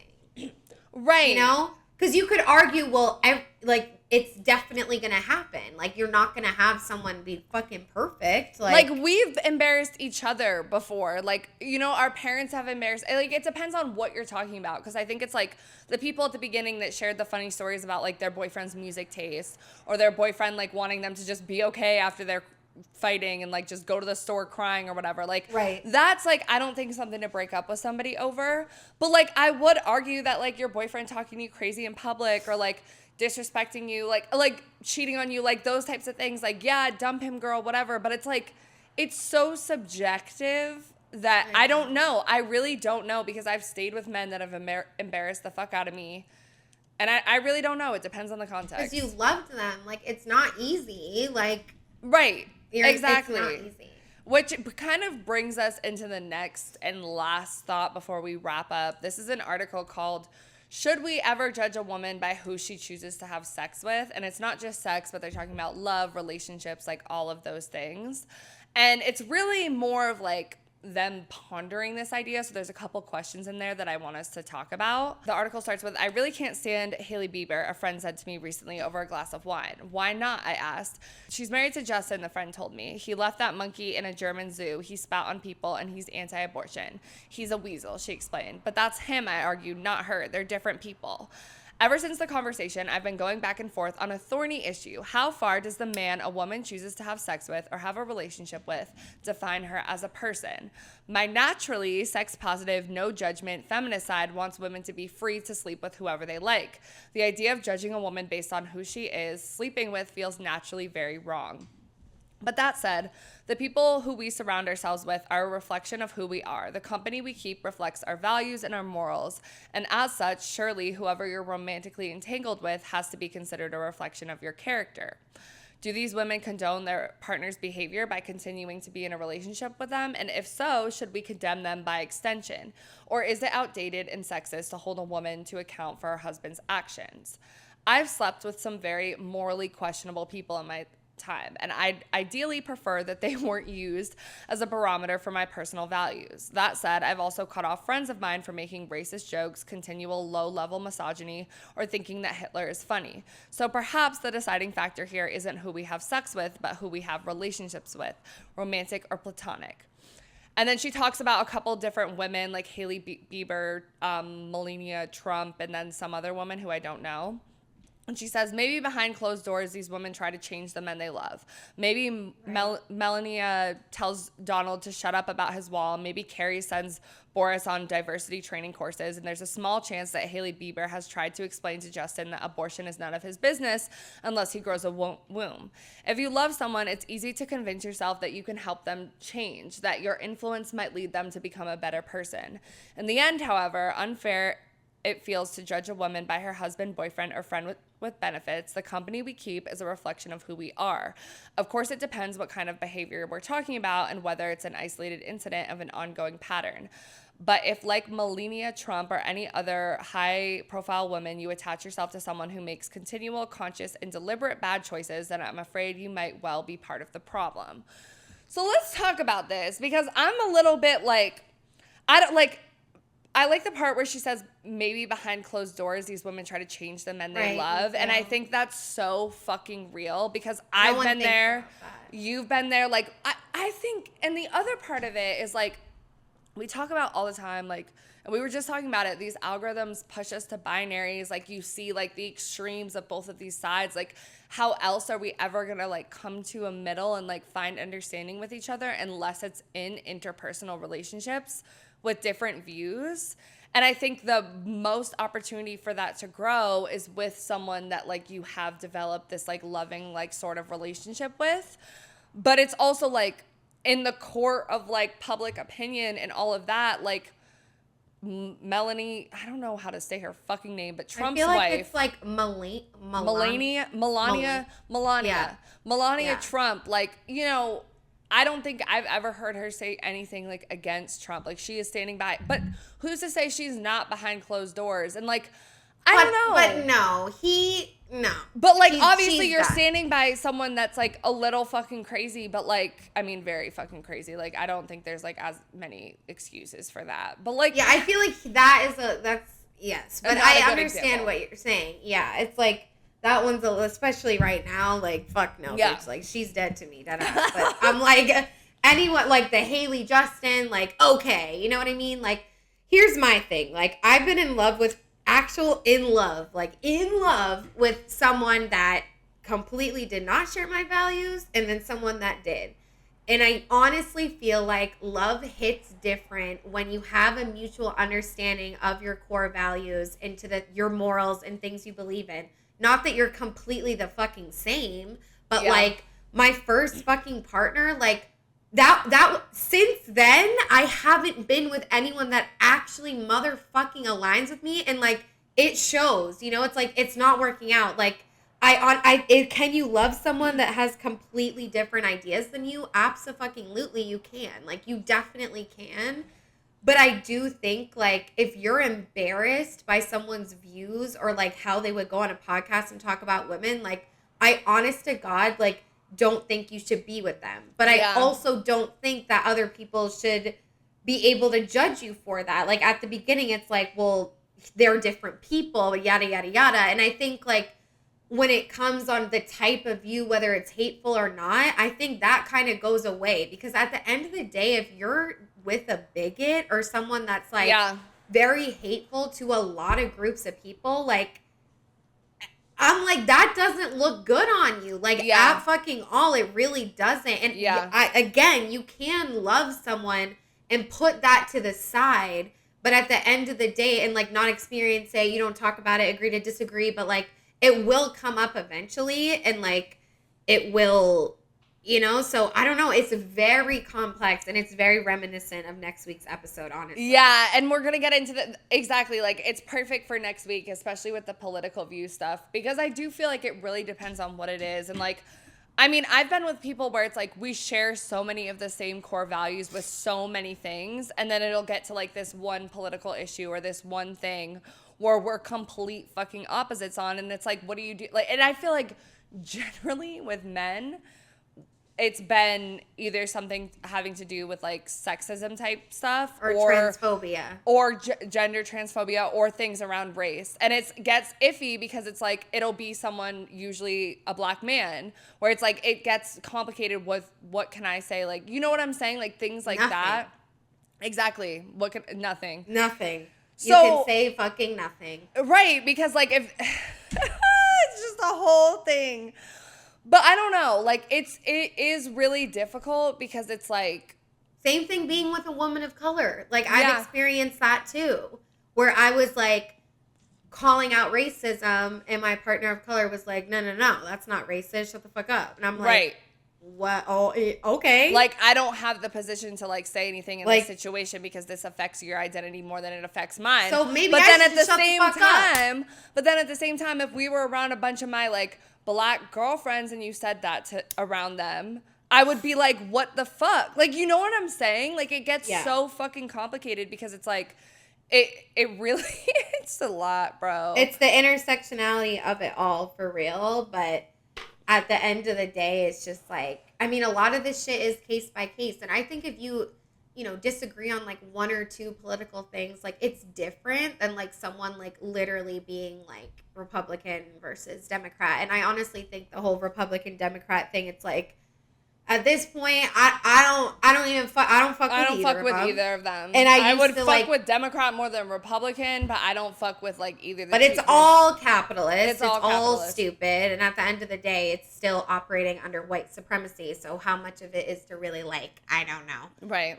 But at this point, it's like, you guys, I just can't stop. Like, it's like we're literally voting against someone. Like, you guys, please vote like for they're Biden. both like Please. over 70, 80. Like, are we Please fucking serious? vote for Biden, though, you guys. Like Like, I honestly, saw a I TikTok know that he was sucks. talking about all the things that are older than both of them. And I it's like saw that too. interracial marriage. Racial marriage. What was one of the other? India. It was the like states of Hawaii and Alaska. Like, guys, it's so. I know ridiculous. it was like. I know it was so like so many things that I was like, what? Like are we serious right now? Okay, guys, so I want to bring us to our wrap up, how we close every episode talking about what we're wet, dry, and still a little bit confused about the topic. And I also want to bring this question from Sabrina Carpenter into our wet, dry, and confused and talk about what are we more afraid of, heartbreak or our egos alienating our female audiences? You go first. Okay.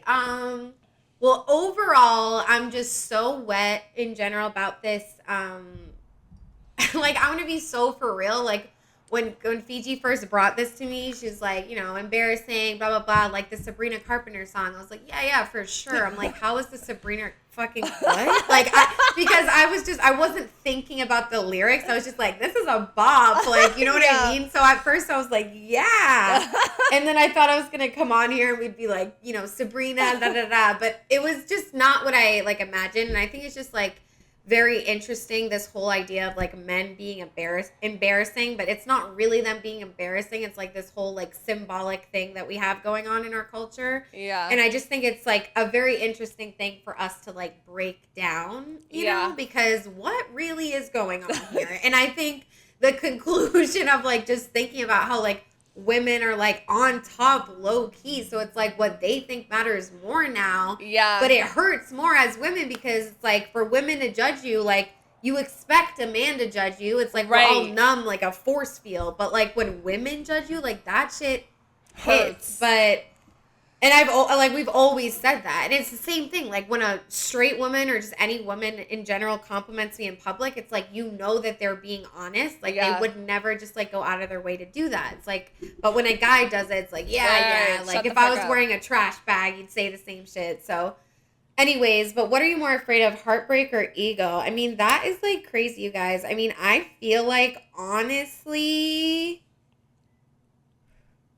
Like, I don't want to be pick me, but, like, I do kind of feel like heartbreak. I do, too. Because I also just feel like overall, like I do care what people think about me. Like, I'm not, like, a superpower, but, like, I've also done a lot of out-of-pocket shit that people have judged me for, so I'm kind of just like, it's a part of life. Like, I feel like I kind of got over that a little bit.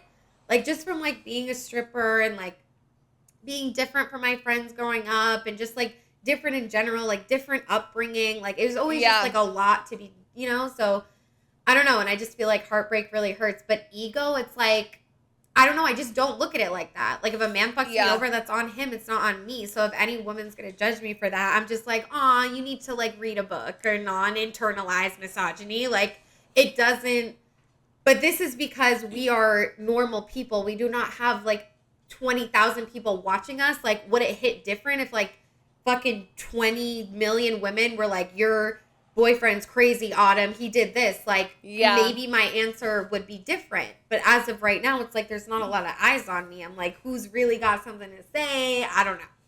Yeah, I feel you. I feel like it's heartbreak for me too. I feel like the complex thing in it though is that like I usually don't go for like the best man. Like I'm not fucking with like a man that's like in gender studies and is like keen on all the topics I'm into. So like I do feel like there's also like an element of it where it's like a man can have the ability to break my heart but also fuck up my ego because like I shouldn't have been fucking with you in the first place because of some of your views or because of some of like whatever. So it's like a double situation going on like that. Cause like, you know, like even with like when like now my ex-boyfriend like has a wife or whatever, like she hurt my ego because he was off here pretending like he never loved me and just acting like I literally fell off the fucking face of the planet and died when we had something. So I'm like, you are making me look crazy and like I'm just some hoe in your DMs when we had a full-on relationship. I met your grandmother. Like, and she doesn't know that. Like, you're just... so it's like, it's a little... I honestly think the two go in so... Like, I think heartbreaks have been worse for me when they did full-on leave me for someone else. They came to me and said, hey, I have strong feelings for someone else, so I'm going to break up with you. That's happened to me twice, bitch. Twice. So it's like they kind of like fell into the same thing. Yeah. They crashed together for me. Yeah, because it's like embarrassing, it's ego, it's also heartbreak. Like it's both. But like I will say, like as far as wet with all this stuff, like the other side of things and like I don't know, like women are talking about it more, you know, like we always say this, but like Sabrina Carpenter with this song and even Charlie XCX talking like on most of her album about issues with women versus issues with men and like friendships and frenemies and like all this stuff. Like I feel like I do like that women are like owning their insecurities more. And even like TikToks when you have like the trauma candy bucket or you're like put your finger down if this or like I stayed with him when he still did this. Like we all have similar experiences and I think it's better for us to like relate over those things and be like, yeah, like we're fucking figuring it out versus like, oh no, girl, like you need to stand the fuck up. So like there is a culture like that I think is like we weren't paying attention to as much in this episode, but like I'm what about that side, you know? And like women being like it's like we're not perfect, you know? It's like we do have like, you know, pettiness and cattiness and like, you know, are being judgmental of each other. And it's like, let's just not all focus on fuck men. It's like, how can we hold ourselves accountable? It's like we should be talking about those problems as well, too. But I don't know. I guess for dry, like, I think it's just honestly hard to be like any fucking celebrity with a platform right now. And like, especially like women that are like being really powerful and like making a lot of shit happen because at the end of the day it kind of just feels like people are waiting for you to fuck up. You know, it's like they can't be this perfect, they can't be the it girl for, you know, 10 years. It's like eventually something's gonna go wrong. And like I don't know, we say it all the time, but it's just this like wildfire viral TikTok short form content news source that's not really a news source world is like very much not helping the problem of like the polarizing fucking genders and political sides. Like it's just like it's hard to watch sometimes, and just the whole like Jalen Monet, you know, situation is pretty fucking dry, honestly. Like I honestly, like regardless of they're good people or not, like I really do feel like people should have just left her alone.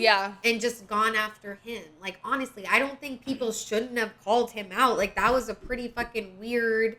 And he did say that, you know, and like, was it the worst thing I've heard? No, but like, it's definitely, it's just crazy that the immediate reaction is to be like, damn, like, and that man has a girlfriend, so what's wrong with her? It's like, oh my God. Like, and that's when it's like celibacy, people don't want to date. Like, it's like, because they're scared. Like, they're fucking scared. Yeah, I would say. Sorry. Yeah, I would say the same. Like, I feel like I'm dry about just, like, in general, like, how when a man fucks up, like, we just jump to the women's platform to like, yell at her or tell her to stand up and be like, oh, how could you be with this guy? When, like, you know, like, maybe she doesn't even fucking know about it yet. Like, I don't know. Like she's off doing her own shit. And, like, maybe this is a conversation that they have, like, alone when they're watching Netflix all the time about this soft era shit, and she's like, Jalen, shut the fuck up. Like, I don't know, you know, but it's weird how we like jump, and we never will. So, like, I think we need to leave that alone a little bit more. But I'm also dry about the media literacy. Like, I know, like, we deep dive this stuff because of the podcast. Like, maybe we wouldn't if we didn't, but, like, I still find myself when I'm on TikTok and I find something that seems a little, like, weird or polarizing, I'm like, let me look into this, because, like, I don't know, like, it's fun to go down a rabbit hole sometimes. And I think especially before you comment, like you said, what's the second thought or whatever, do that, follow that before you just jump on some fucking crazy ass bandwagon. So, like, dry about that for sure. But I do feel like you're unique, because I definitely, if I see something on TikTok and I see all these people reacting a certain way, like, I am like, my first thought is that they're right. I'm like, this is completely fucking accurate. It's seamless, bitch. Like, I do feel that way. And I think a lot of people do too. Like, see, I think for me, it's like ego and fear of embarrassment also, though, because I don't want to get caught commenting some, oh yeah, shit on some fake news or some shit that I didn't even properly research. You know? Yeah, so, like, for me, that's like, I want to, like, do my research. But I feel you. Maybe it's niche. I don't know. Yeah. No, I think it's amazing of you. And I do think it's not the norm. Like, I think in general, like, not saying I'm dumb, but, like, people that live here, like, Americans, like, we're dumb and lazy. Americans, yeah. Like, we are. Like, I'm like, that's... Anyways, so... for confused, like, I feel like especially that last article really spoke to me, because, like, it was a part of, like, you know, should we judge? Okay, so it's like, it basically said, like, it's not about who she fucks, but it's like if she has a platonic or romantic relationship. So it's like, women can go fuck a fucking terrorist for a one-night stand and it's okay. But, like, if they date one, that's different. And so that's when it's like the sex positive shit, because it's like no one wants to be the one that's like, oh, she shouldn't have fucked him, shame, sex woman, shame, shame, shame. But it's like that. It's like, we can't take it that far. Like, honestly, like, if you didn't know he was a terrorist and you fucked him, that's one thing. But, like, if he I'm like, you slept with him, and, like, this is when it hit me, because you guys, I dated like someone that, like, supports Trump and, like, that sort of shit, like, for a little bit. And, like, I was like, we're,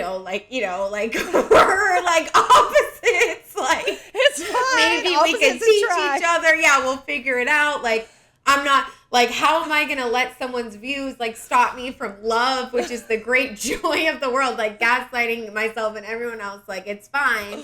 And then I was watching this podcast, and it was just, like, the problem is, like, unfortunately, other people's views and you're dating them, it does say something about you. Yeah. And I'm so quick to rule out anyone on the internet that says something micro fucked up. I'm like, oh, canceled, she fucking, bitch. Like, but I can go ahead and date someone that's fucking, what? So then I had to really sit with myself. And I was like, you know what? We're done. So I broke up. Never said that was the reason we broke up, but low-key it fucking was. Like, that was a huge part of it. And so my whole thing is just, like, the sex and the relationship and, like, the bad person. Like, it's very confusing. Yeah. Because people make the argument, like, oh, like, we shouldn't rule things out just because of their beliefs. Like, we don't have to agree on everything. But I just feel like it depends on what it is. We're in such a war zone right now. Like, everything feels really heavy because it is. Like, people, like, keep saying, like, a war is going to come to the U.S. Like, everybody hates us, you guys. Like, bad things are really happening, like, right now. So it's not just like, oh, like, I don't like trans people. Like, if someone says that, I'm like, oh, you think trans people should be dead. That's what I go to. And so I'm like, fuck you and your mom and every fucking... Yeah. I'm done. Yeah, I know. I feel the same, because it's like, I mean, especially if you're going on a date with it. Like, I had a date, like, recently with someone who, like, shared that they liked Trump, and then they started saying these things that were fetishizing. This was a black man, and he started saying things that were fetishizing the fact that I was white, and then also said some unsavory things about black women. And I was like, okay, fuck no. Like, this was only, like, my second date with him, and I was like, this is way too early, like... And regardless, like, I'm not standing for this. Like, I can't be with a man like that. But I've had, like, other ones where it's, like, you don't find out until later. And it's, like, their views are, like, a little bit off, but not quite. Like, I think it's so complicated. And I feel like I used to be someone who would jump really quick, like, with Jalen and the fucking soft man shit to be, like, oh, when he says this, this is what it equates to. And this aligns to this. Because, like, it does push us, like, far apart when sometimes they're... understanding of things is different, but you can come to a middle ground. So I guess I'm confused about like what that middle place is and which values, because like obviously like racism, homophobia, sexism, transphobia, like all of those things, like, and especially like terrorism, violence, like hate, like any of that shit, like no. But like I don't know, like I don't know, because I'm bisexual and gay. And the last man I dated would say the FAGGOT word, and I was like, it's fine. No, and that's what I'm saying. And that's why I feel like it's an epidemic, because I feel like every guy that I've met and fucked with recently, like, they can have, like, progressive views about certain shit. But then, like, they'll come out the cut with this random ass, like, whoa, what the fuck are you saying? But I also feel like they're victims of the algorithm. They're victims of the patriarchy. They're victims of all this shit. And, like, again, when I'm talking about black men, like, I can't say certain shit about certain stuff. Like, it's weird. Like, we live in a world, and that's why I'm, like, on the cusp of being, like, I think the only way we can really find change is through interpersonal relationships. And then I'm also, like, no, leave them completely and form your own little whatever. But is that also going to lead more to, like, pulling us apart? I don't know. But I will think go ahead. I was just going to say, I will say that, like, I definitely would leave, like, a guy over, like, talking to me super crazy in public, or, like, the cheating on me, like, all of that stuff. Like, I do feel like, fuck that. Like, if he's disrespecting you and your personhood and, like, whatever, like, that's, like, leading to toxic relationship. But it's just, when it comes to, like, opinions and stuff, it's so iffy. Right. So and now you would leave them. Now I would, but I didn't. Because we've done so, like, this, if you're, like, 16 and listening to this right now, it's, like, it takes so long to get to that point where it's, like, and it all comes from, it's, like, you have to believe that you deserve fucking love and to be treated right before you to be able to leave someone for that. Mm-hmm. Like, dead ass. Like, there's no way, because you're just, like, I love them. I don't want to be alone. I'll figure it out and stay. That's always the thought process. But when you get to a point where you're like, I genuinely deserve it, like, that's a fact. So why, like, you know, you leave. And then, like, go ahead. Go. I was just going to say, and then the other confusing part is, like, with women, for me, it's more, like, in your friendships and stuff like that. Because, like, you know, like, what to tell people, what not to tell people, what to say when your friend tells you something, what not to. Because, like, I'm also the type of person, like, if a girl tells me something crazy that her man did that I think is whatever, like, I'm not going to be weird towards him when I meet him. Like, I don't know. Yeah, like, you're you know, so good about like, that. I'm going to be, like, nice and normal and act like I don't know anything. Like, because it's, like, I don't want to embarrass her, like, even more. So, like, all so those dynamics, like, it's a little bit... And it's hard, because I've been in that situation. It's like, I don't even know how to be nice to this man damn near. Like, I really don't. But I think that... Yeah, and the last thing I'll say is, like, at the end of the day with these, like, opposite views, and if you should be with them, if you should break up with them, blah, blah, blah, I think it's, like, so incredibly hard to find someone that you agree on every single view with. But, like, at the end of the day, you just need to find someone that doesn't have any hateful views. You know, like, if they're, like, you know, I'm never going to stop going to Shein, like, I don't care about the, like, okay, cut that. But it's, like, if they have a view that is, like, you don't agree with it, maybe it's a little harsh, but it doesn't actually and it also hurt depends anyone. Exactly, because that's what I'm thinking of. Like, I'm thinking about men where it's like they say something and you're like, wait, what the fuck? Like, you think that? But they're not even voting.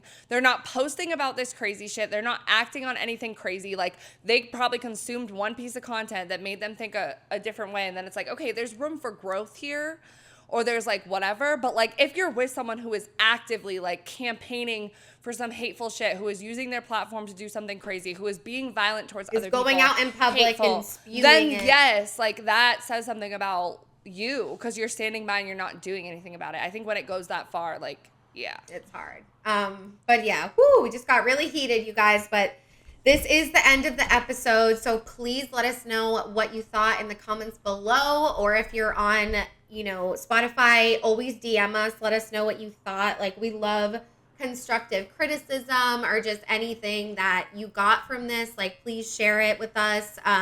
On YouTube, we would love it if you could subscribe, turn on your post notifications, give this video a like. And if you're on Spotify, Apple, Amazon, any of that, just make sure you do follow and definitely give us 5 stars. It would help us out literally so much. It takes 2 seconds to do it, and it would mean a lot to us.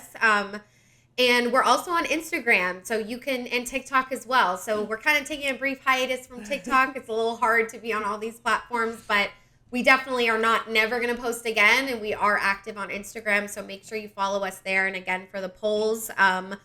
But yeah, we appreciate you guys so much. So please, just anything you can do to interact, please do it. Yes, and make sure you check out Taylor Mushrooms. Again, the discount code is WET for 50% off for the first 50 listeners. So check that out. We love you. Oh, we have listener support, 99 cents, $4.99, or $9.99. And it is in the bottom of the description of every single episode. No matter where you're listening, it is on Spotify.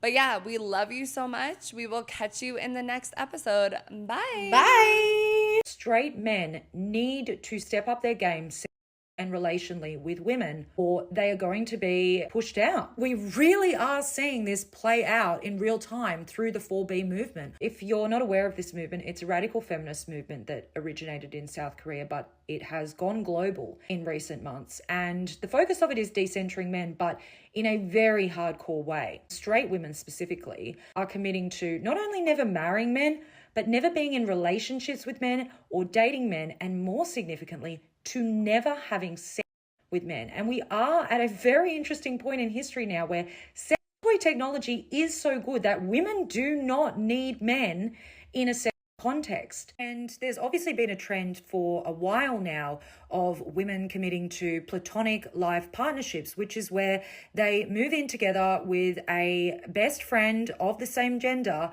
and have a completely but committed lifelong relationship, because they are finding more meaning in that relationship and more connection and support and validation than what they are getting through their relationships with men. I think for so long men have seen it as some kind of threat that they can make, like, well, you need men, like, what will you do without us? But women are literally at a point where they are so fed up that they are saying, we don't care. We are just really sick of men's shit. This is the consequence of toxic masculinity. This is the consequence of this whole alpha male movement that was led by the likes of Andrew Tate and Jordan Peterson, telling men that women need to go back to traditional gender roles. Women need to go back to the kitchen. Women can't have only pages. They can't have Instagram accounts. They can't wear certain items of clothing. Women are just like, that. We're just going to do us. And if the human race dies out because we're no longer procreating, then so be it.